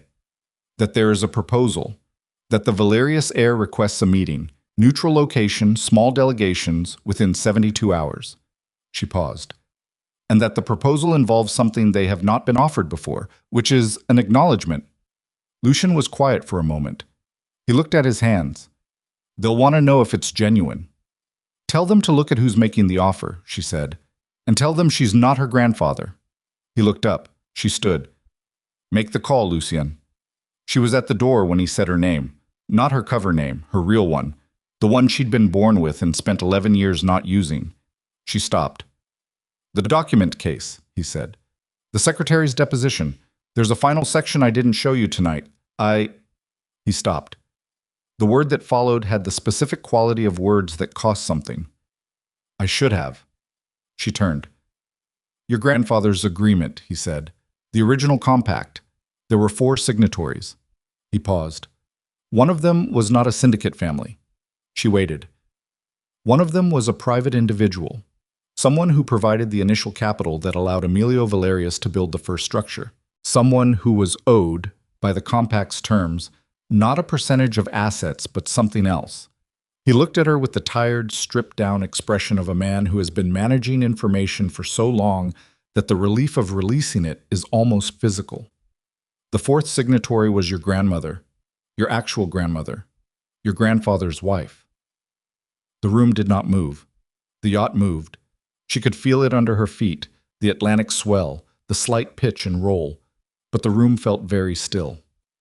She didn't die in the massacre, Alara said. No. And the secretary who documented everything has been keeping her location, Lucian said quietly, at her own request, for 18 years. Alara stood in the doorway of a secured cabin on a yacht somewhere in the Atlantic Ocean, and she felt the ground shift in the specific way it shifts when you discover that the story of your life contains a chapter you did not know existed, that someone you had accepted as gone is not gone, that the shape of what you are fighting for is larger and stranger and more personal than it was 30 seconds ago. She said, Where? Lucian told her. She walked out of the cabin and down the corridor, and she was already moving toward Dante's location before she had fully processed what her legs were doing. Because some things the body decides before the mind catches up. Some things bypass reasoning entirely and go straight to the place where the oldest, most fundamental things live. The things that were there before you learned to be careful, before you learned to be small, before you learned to disappear. She found Dante on the upper deck, alone, leaning on the rail and looking at water that was going from black to deep blue in the early morning light. She stood beside him. She said, I need to tell you something. He looked at her. He read her face the way he'd been reading her face since she was a child. That specific older brother literacy, the one that had kept her alive when nothing else did. "How bad?" he said. "Not bad," she said, and found to her own faint surprise that this was true. "Not bad at all," she told him. The sun came up over the Atlantic while she talked, the particular slow Atlantic sunrise that builds from the horizon in layers. Gray first, then the faintest pink, then the kind of gold that doesn't announce itself but simply arrives and fills everything. And Dante Valerius, who had not cried in front of his sister since the night of the massacre, stood at the rail of his yacht with his hands gripping the metal and his eyes very bright, and did not speak for a long time after she finished. Then he said, "We go get her." "After Vienna," Elara said. "After the compact meeting, after the organization is stable." She put her hand over his on the rail. "She's been safe for 18 years. She'll be safe for another 3 weeks." He looked at the water. "Together," he said. "Together," she said. Below them the yacht drove through the morning sea, and in a secured cabin a man was making a phone call that would either open a door or close one. And somewhere in Colton Mercer's apartment, a gray cat named Smoke was probably sitting on the wrong side of a door waiting for someone who hadn't come home. And somewhere in a location that Elara now knew and was holding in her chest like something fragile and extraordinary, a woman who was supposed to be gone was still, against all the architecture of grief and history and organized violence, alive. The fortress outside Valletta had not been used for anything official in 40 years. It sat on a limestone ridge above the Mediterranean with the particular indifference of old military architecture. Walls 4 feet thick, sight lines in every direction. A position chosen by people who understood defense at a fundamental level and had built accordingly. The syndicate had acquired it through 3 ownership layers in the 1990s and used it since as a command facility, which meant its operational infrastructure was modern and its exterior was left deliberately unrestored because buildings that looked like ruins attracted less attention than buildings that looked important. They arrived at night. 3 vehicles, a helicopter that set down on the plateau north of the main structure, a second vehicle already positioned at the southern approach that Elara had arranged 48 hours earlier through a channel that did not run through Lucien and did not run through anyone Lucien knew. The compact family's delegation was already inside. She had gotten here first. That was the point.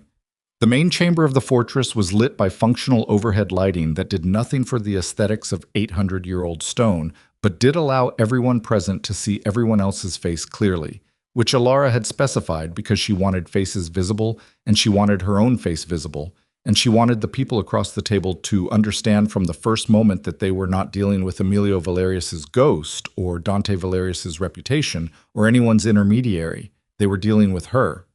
The compact family's delegation was 4 people. She had expected 4. She had researched each of them for 72 hours and knew their backgrounds, their priorities, their individual pressure points, and the specific argument each of them would find most difficult to reject. The lead negotiator was a woman in her 50s named Carla Mendez Voss, which gave Elara a moment's pause until she processed that the surname was coincidence, or perhaps not coincidence, perhaps one of those historical echoes that accumulate in the lives of families that have been circling each other for 2 generations. Carla looked at Elara across the fortress table with the expression of a woman who has been fighting something for a very long time and is not yet willing to let herself believe it might be ending. Dante sat to Elara's right, Marcus at the far end, 2 advisors between them. Lucien was not present. Lucien was in Gibraltar, under the supervision of 2 of Marcus's people, pending decisions that were not yet made. "You requested this meeting," Carla said. Her English was precise, lightly accented. "Through an unusual channel."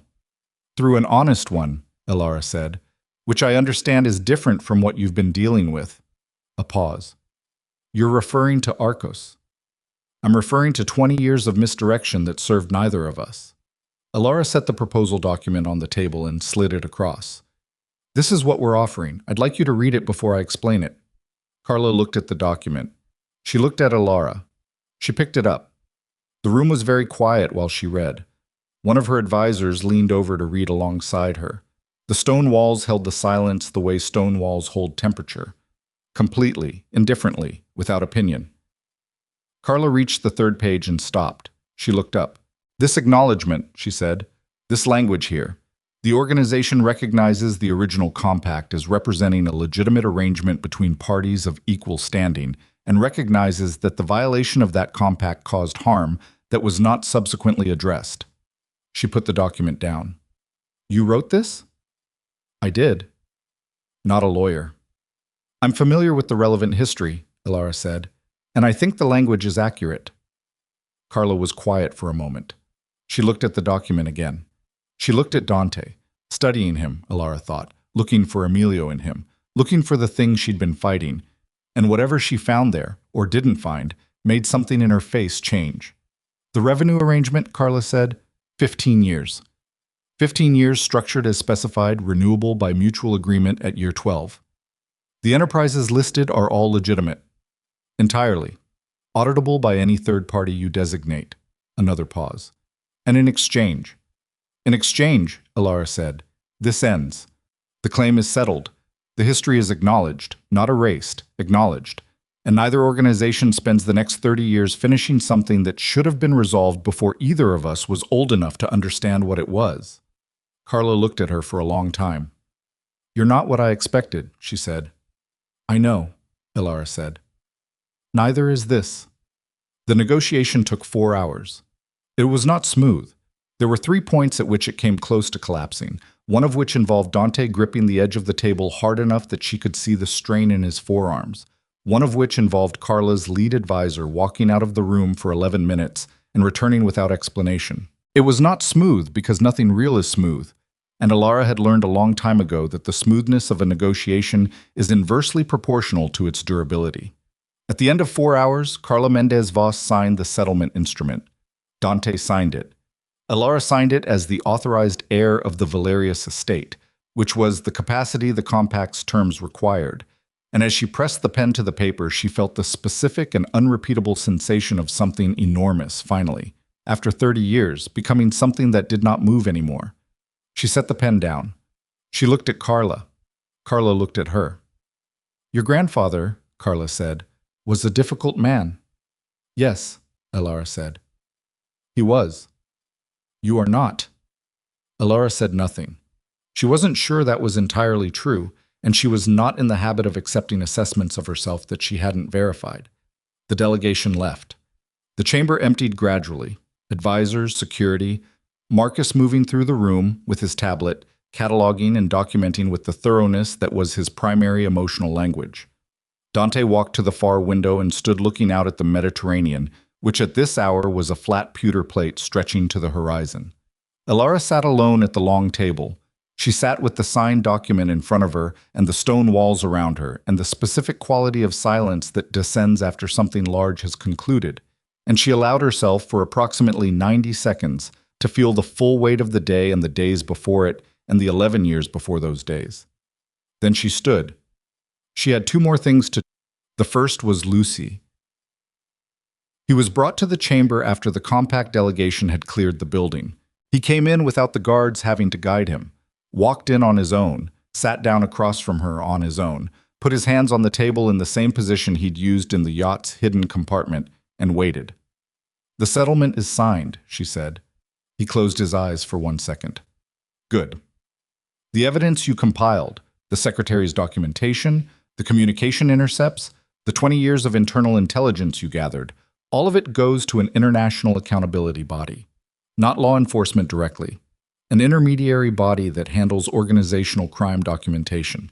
The process is slow and it is not designed to destroy, but it creates a public record. She looked at him. It includes your role. He opened his eyes. Yes. You cooperate fully with that process. Yes. And then you're done, she said. Not imprisoned. I'm not going to do to you what you were willing to do to this family. You retire. You disappear. You become someone who is no longer involved in anything that concerns us. She paused. If you can manage that. He looked at her. You're letting me walk away. I'm letting you live a quiet life, she said. There's a difference.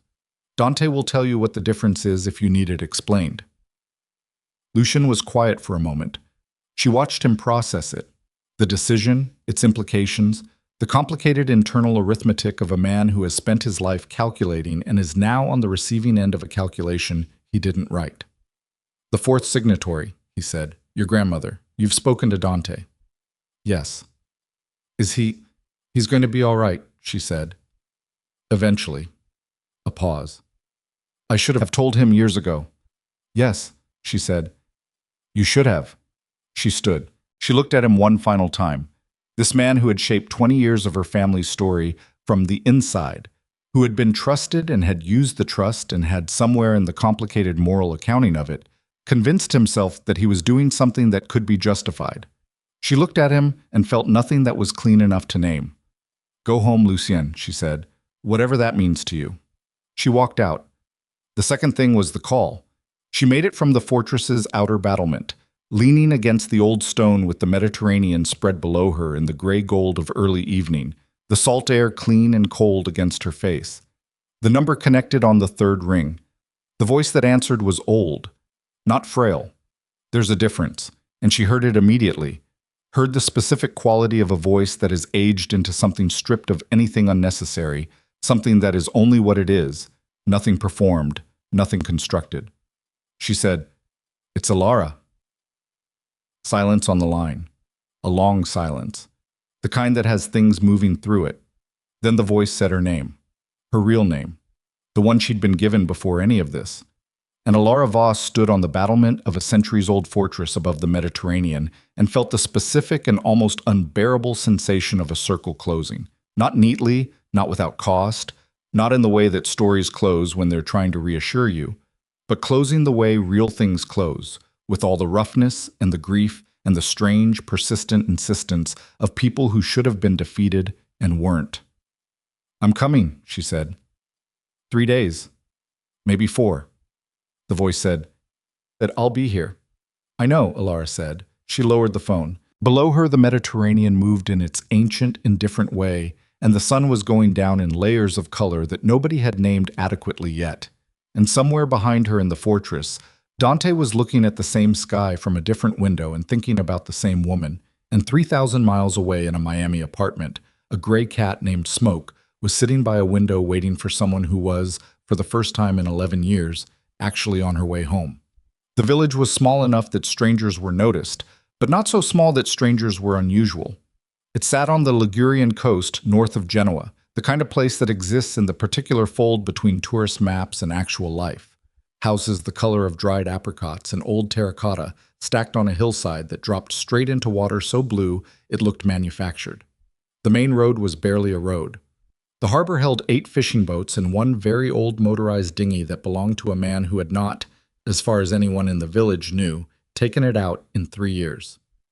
Alara arrived on a Tuesday morning in a rented car she'd picked up in Genoa, alone, having left Dante at the airport with the specific argument that this was something she needed to do without him first. He had disagreed. He had disagreed at length, with the particular eloquence of a man who has recently discovered that a person he loves is alive and has strong opinions about the pace at which he gets to see her. She had listened to all of it and then gotten in the car anyway, and his last expression, frustrated, frightened, trying not to show that he was frightened, had stayed with her for the 2-hour drive north.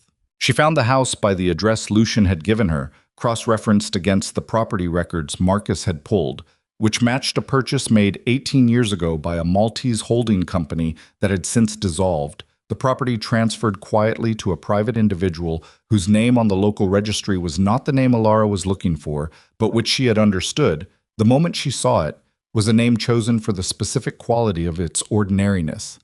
The house was set slightly back from the main cluster of the village, accessed by a path that ran between 2 low stone walls. A garden on the south side, real vegetables, not decorative, tomatoes and something dark-leafed that might have been charred, staked and tended with the focused pragmatism of someone who grew things to eat them. A clay pot by the door with herbs in it, rosemary. She noted the rosemary. She knocked. The woman who opened the door was 81 years old, which Alara had known from the documentation and which did not prevent the number from being, in person, somehow irrelevant. She was small, smaller than Alara had expected, though she wasn't sure what she had expected, some calcified image from a photograph in Lucian's files. And she was thin in the way of people who have always been thin rather than people who have become thin through difficulty. Her hair was white and cut short. Her eyes were the particular gray-green that Alara had seen in mirrors her entire life, and had never been able to attribute to either parent. She was looking at Alara with an expression that was not surprise. She had known someone was coming, Lucien, or the call, or both. She had known, and she had been waiting, and the waiting had arranged itself on her face as something that was not quite patience and not quite fear, but lived in the territory between them. "Come in," she said. Her Italian was local, layered over something older. Her English, when she switched to it, when Alara said her name and the woman said, "I know who you are, I've known for some time," was the English of someone who had learned it late and thoroughly and had been using it for decades. Her name was Miriam Sola. The name she'd been born with was different. The name she'd had when she married Emilio Valerius at the age of 22 was different still. And it was that name, the married name, the dynasty name, that Alara had grown up hearing used only in past tense, only in the context of loss, only in the architecture of a story that had been given to her already finished. The interior of the house was what the exterior had suggested, functional, clean, undecorated in the way of spaces where the person living in them has deliberately chosen not to accumulate. A table. 4 chairs, though clearly only one was used regularly. Bookshelves that were genuinely used, spines cracked, some of them, papers tucked between volumes. A window that looked out toward the harbor. Miriam made coffee. She made it in a small stovetop pot, and she did it with the particular efficiency of someone who has made coffee in the same pot, in the same way for a long time. And Alara sat at the table and watched her and thought about what it cost to disappear, and then, at 81 years old, to still be here. To have stayed here. To have spent 18 years in a Ligurian village, letting the world believe you were ash. She put the coffee on the table and sat across from Alara and looked at her with those gray-green eyes that Alara had apparently inherited from a woman she'd been told was dead. "You're angry," Miriam said. Alara stopped. She considered the question honestly, the way she tried to consider most things. "I don't know yet what I am." "That's fair." Miriam wrapped both hands around her cup. Her hands were the oldest thing about her, veined, spotted, the particular texture of hands that have worked. "I can explain it, if that would help. I can explain all of it. Or you can ask what you came to ask, and I'll answer that." "Why?" Alara said. "That's what I came to ask. Why you let us think—" "Because Dante was 17, Miriam said. It came out flat, without apology, the way old people sometimes say things. Not unkindly, but without the cushioning that younger people apply because they haven't yet accepted that cushioning is mostly for the person doing the cushioning. He was 17 years old, and he had just lost everything he had known, and he was holding a 13-year-old child who was barely functional, and he needed something to move toward. Not something to protect. Not someone else to be responsible for." She looked at Alara. "He needed a mission. He needed a direction. If he'd known I survived, he would have spent the next 5 years trying to reach me, and in reaching me, he would have exposed me, and the people who believed the massacre was complete would have corrected their error." "Lucien knew," Alara said. "Lucien found me 8 months after. I had gone to him because—" She stopped. Something shifted in her face. "Because I had trusted him. Because he was the person in the organization I had trusted most, after Emilio. And trusting Emilio had become complicated." Her hands moved around the cup. "I told Lucien I had survived. I asked him to keep it from the organization and to keep it from Dante, temporarily, until I understood what had happened and who had been responsible. And he kept it from Dante for 18 years. He kept it because I asked him to," she said. "And then yes, because it served other purposes as well. I was aware of that. I am not going to tell you I was naive about what Lucien was doing with the information he had." She looked at the window. "I made choices that I cannot make clean by explaining them. I know that." Alara sat with that. She sat with it and drank her coffee, which was strong and slightly bitter and very good. And she looked at this woman who was the shape of a mystery she had carried without knowing she was carrying it. And she thought about the architecture of families, how they transmit not just blood and bone, but the specific patterns of their damage, how the thing Miriam had done in the name of protection was not entirely different from the thing Alara herself had done for 11 years, disappearing into a careful small life to protect herself and, she had always told herself, the people around her. I spent 11 years hiding, Alara said. I know.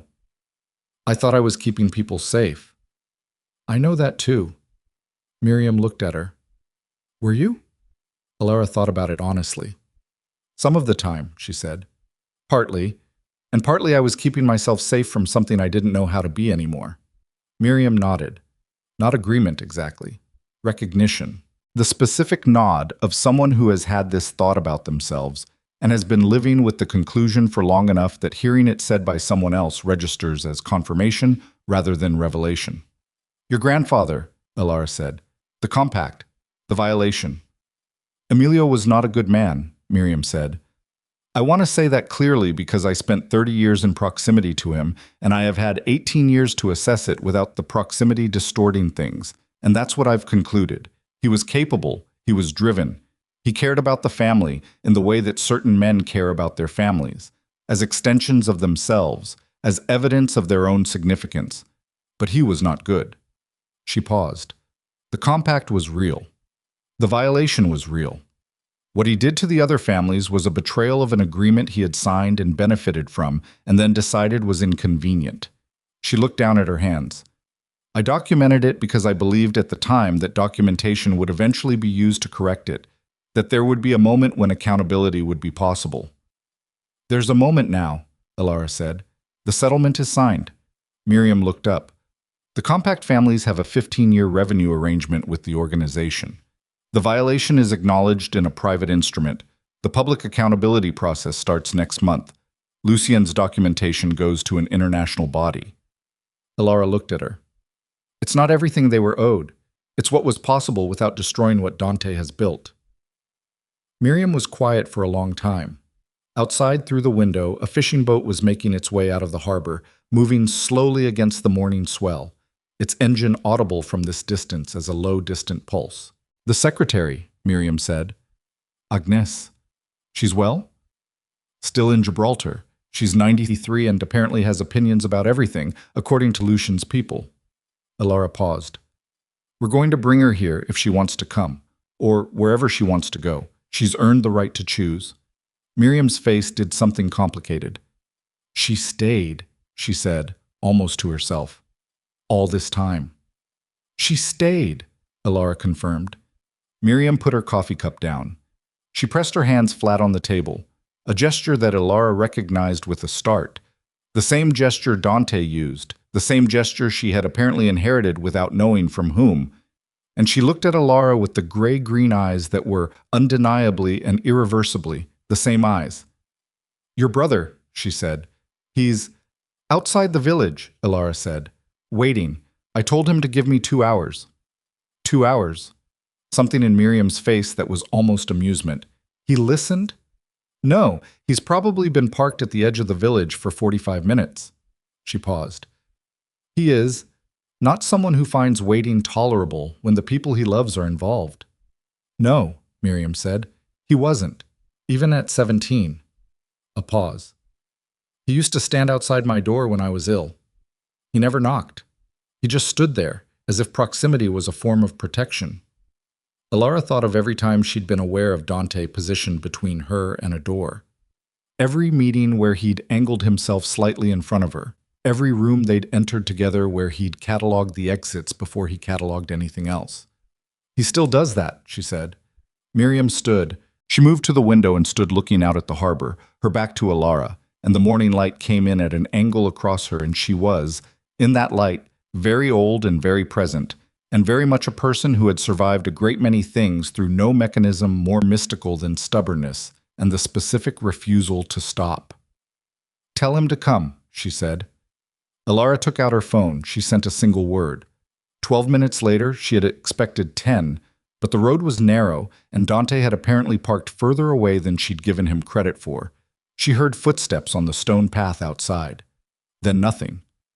Then a knock at the door that was very controlled, which meant the person knocking was working hard to make it controlled. Miriam turned from the window. She looked at the door. She said very quietly, "Open it." Alara opened it. Dante stood in the doorway with the Mediterranean light behind him, and his face doing the thing she had watched it do at the rail of the yacht.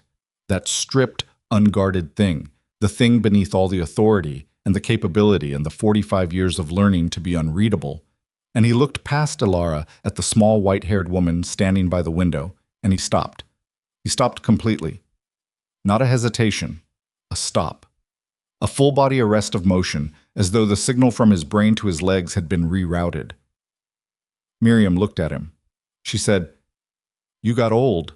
And Dante Valerius, who had not cried in front of his sister since the night of the massacre, and who had, in the intervening 28 years, constructed an entire identity around being the person who did not require comfort and did not display need.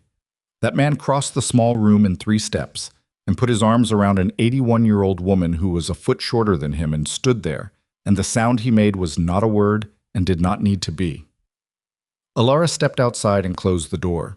She stood on the stone path between the low walls with the rosemary smell from the pot by the door and the sound of the harbor below and the sun warm on the back of her neck, and she stayed there for a long time, not thinking, particularly, not planning, just standing in a place, in a morning, in a specific longitude and latitude of her own life that she had not known existed 48 hours ago, and which now felt, with the particular irrational force of things that are true, like something she had been walking toward for a very long time. After a while, her phone rang. She looked at the screen. Colton. She answered. "The cat," he said, "has eaten an entire palm-sized piece of prosciutto that I left on the counter for approximately 45 seconds. She felt something in her chest that was very close to laughter. "He does that. I'm aware he does that.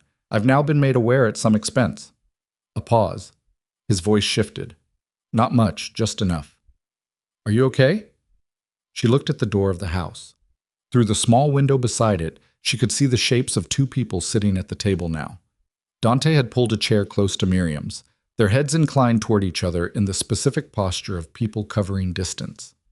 "Yes," she said, and found it was the most uncomplicated true thing she'd said in recent memory. "The firm called," Colton said. "Randall wants a meeting. He's seen the news about the Miami Harbor incident, the maritime investigation, the press about the Valerius organization." A pause. "He's asking questions I don't know how to answer." "You don't have to answer them. I'm aware, I'm just—" He stopped. "I'm trying to figure out what I'm supposed to do now.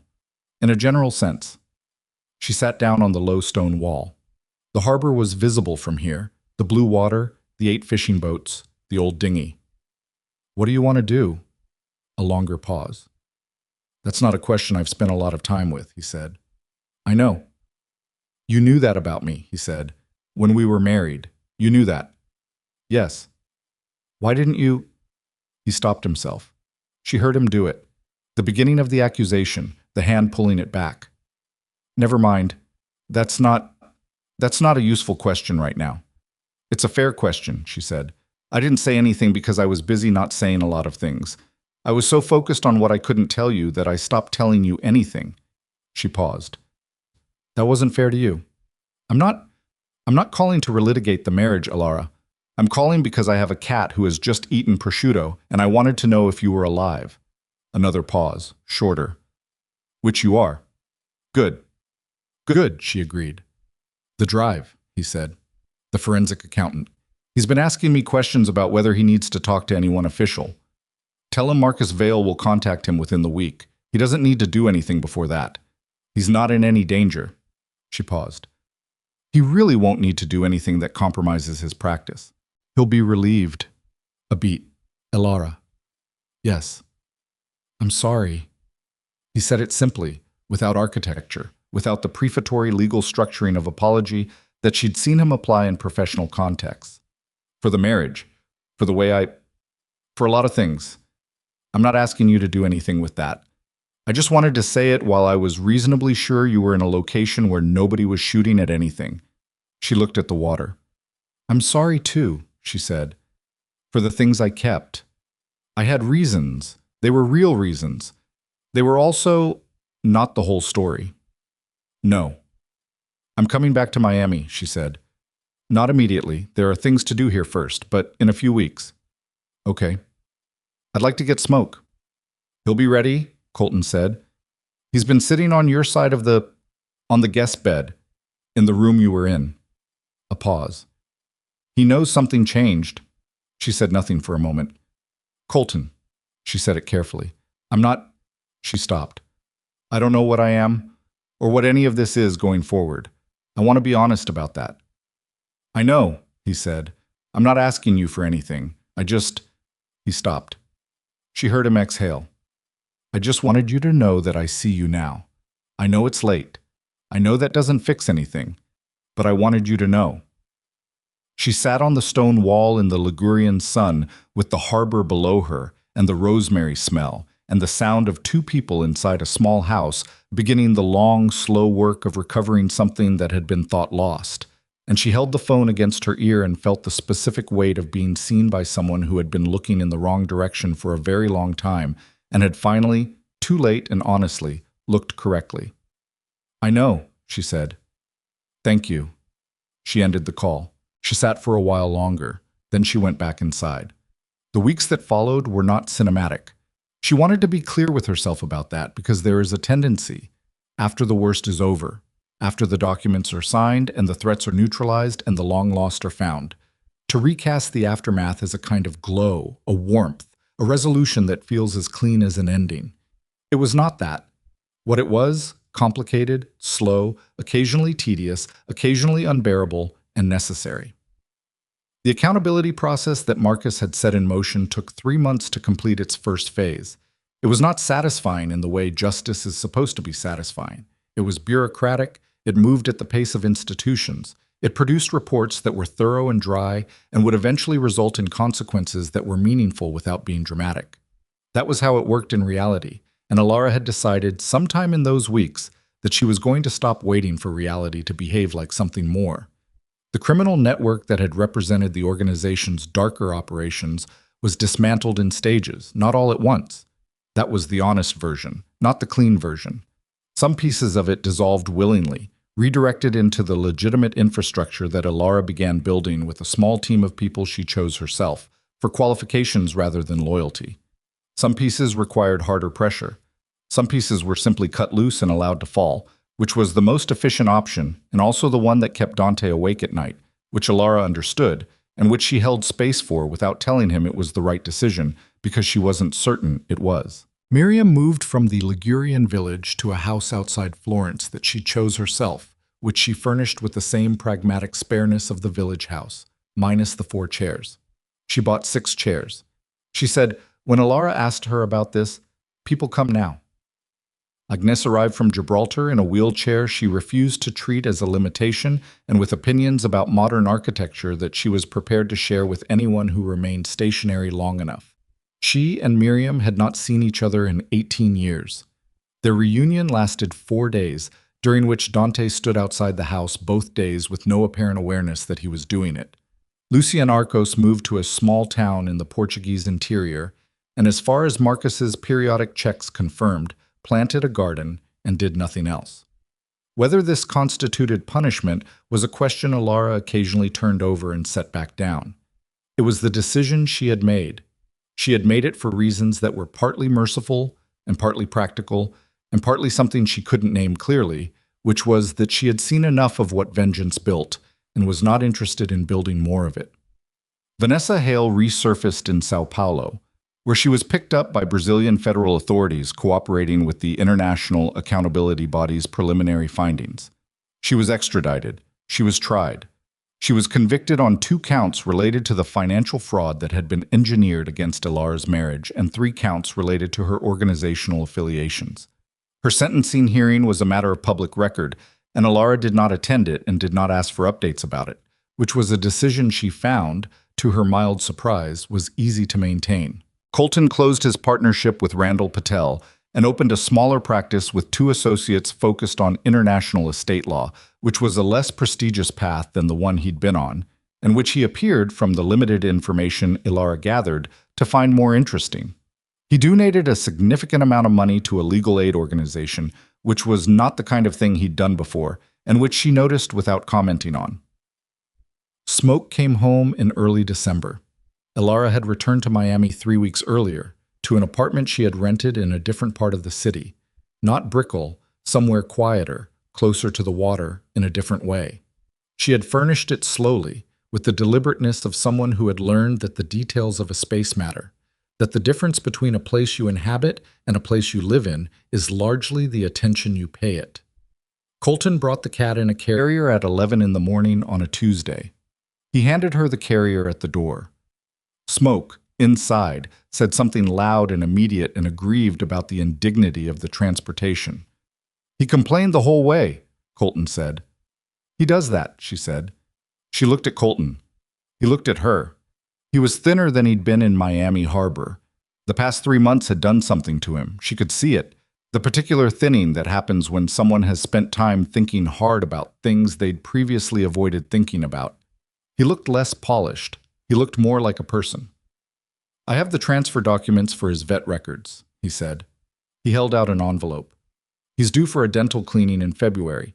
The vet says it's not urgent, but worth doing." She took the envelope. "Thank you for keeping him. I got used to him." He paused. "I'm going to miss him, if I'm being honest." She looked at Colton standing in her doorway with the particular expression of a man who has said the true thing and is waiting to find out what it costs.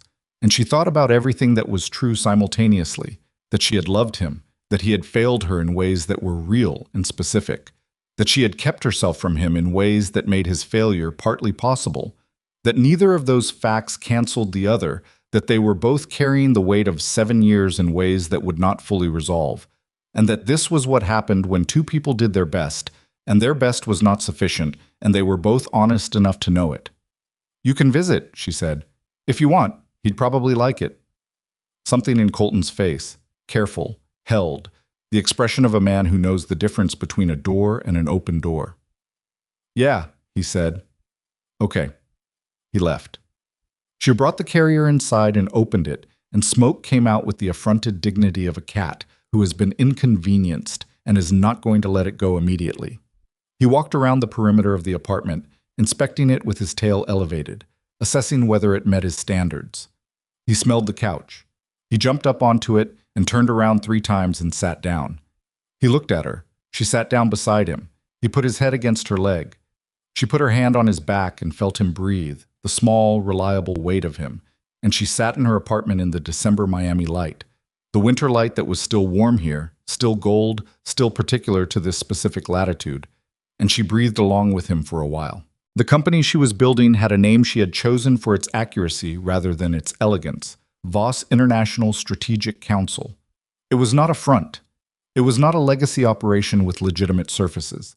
It was, as specifically as she could make it, what it said it was: an advisory firm that handled complex international organizational transitions, the kind of work that existed at the edges of multiple jurisdictions and required someone who understood that the map of power in the world is not the map that appears in official documents. She was not naive about what she was doing. She was not pretending that the organization she had grown from had clean hands, or that her own were spotless, or that the settlement she had negotiated represented justice in any complete sense. She had spent enough of her life inside complicated things to know that purity is a story people tell themselves when they want permission to stop trying. She was not stopping. She was starting differently. The first client was Carla Mendez Voss's organization. This was either an irony or a beginning, and she had decided it was a beginning. She worked, she built. She traveled to Florence to see Miriam, to the Portuguese interior to sit with Lucien once in a way that was neither forgiveness nor its absence, but something more honest than either, to Gibraltar, where Agnès pressed her hands and told her, in a mixture of Maltese and Italian and fragments of English, that she had her great-grandmother's eyes, and also her great-grandmother's stubbornness, which Agnès appeared to consider both a warning and a compliment. She went to Dante in February, when the worst of the organizational restructuring was complete enough that he could breathe without counting the cost of breathing. They had dinner in the house he kept in Tuscany, just the two of them, and they talked the way they had talked when she was 13 and he was 17, and the world had just collapsed, and all they had was the other person's voice in the dark. They talked about their grandfather, about what it means to inherit something that was built wrong, about the difference between dismantling and destroying, which was a distinction Dante was still working out in his body rather than his head, about Miriam, who called Dante every Sunday, and who had, over the months, become a person he was tentatively learning to have in his life without either of them trying to recover something that was gone. She's not going to be what I remember, Dante said. No, Ilara said. She's better in some ways. Harder. She knows more. A pause. That's what happens when people survive things.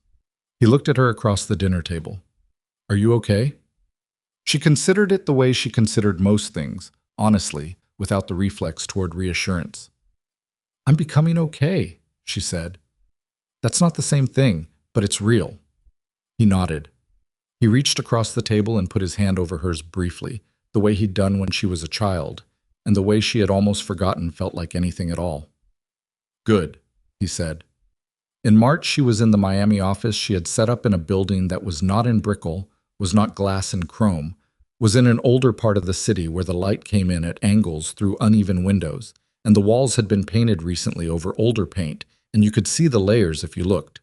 She was reading a contract when Marcus called. He called to tell her that the International Accountability Body had issued its preliminary findings, that several governments were opening formal investigations, that the consequences she had set in motion were now moving under their own institutional weight toward outcomes she could not fully control and had never expected to fully control.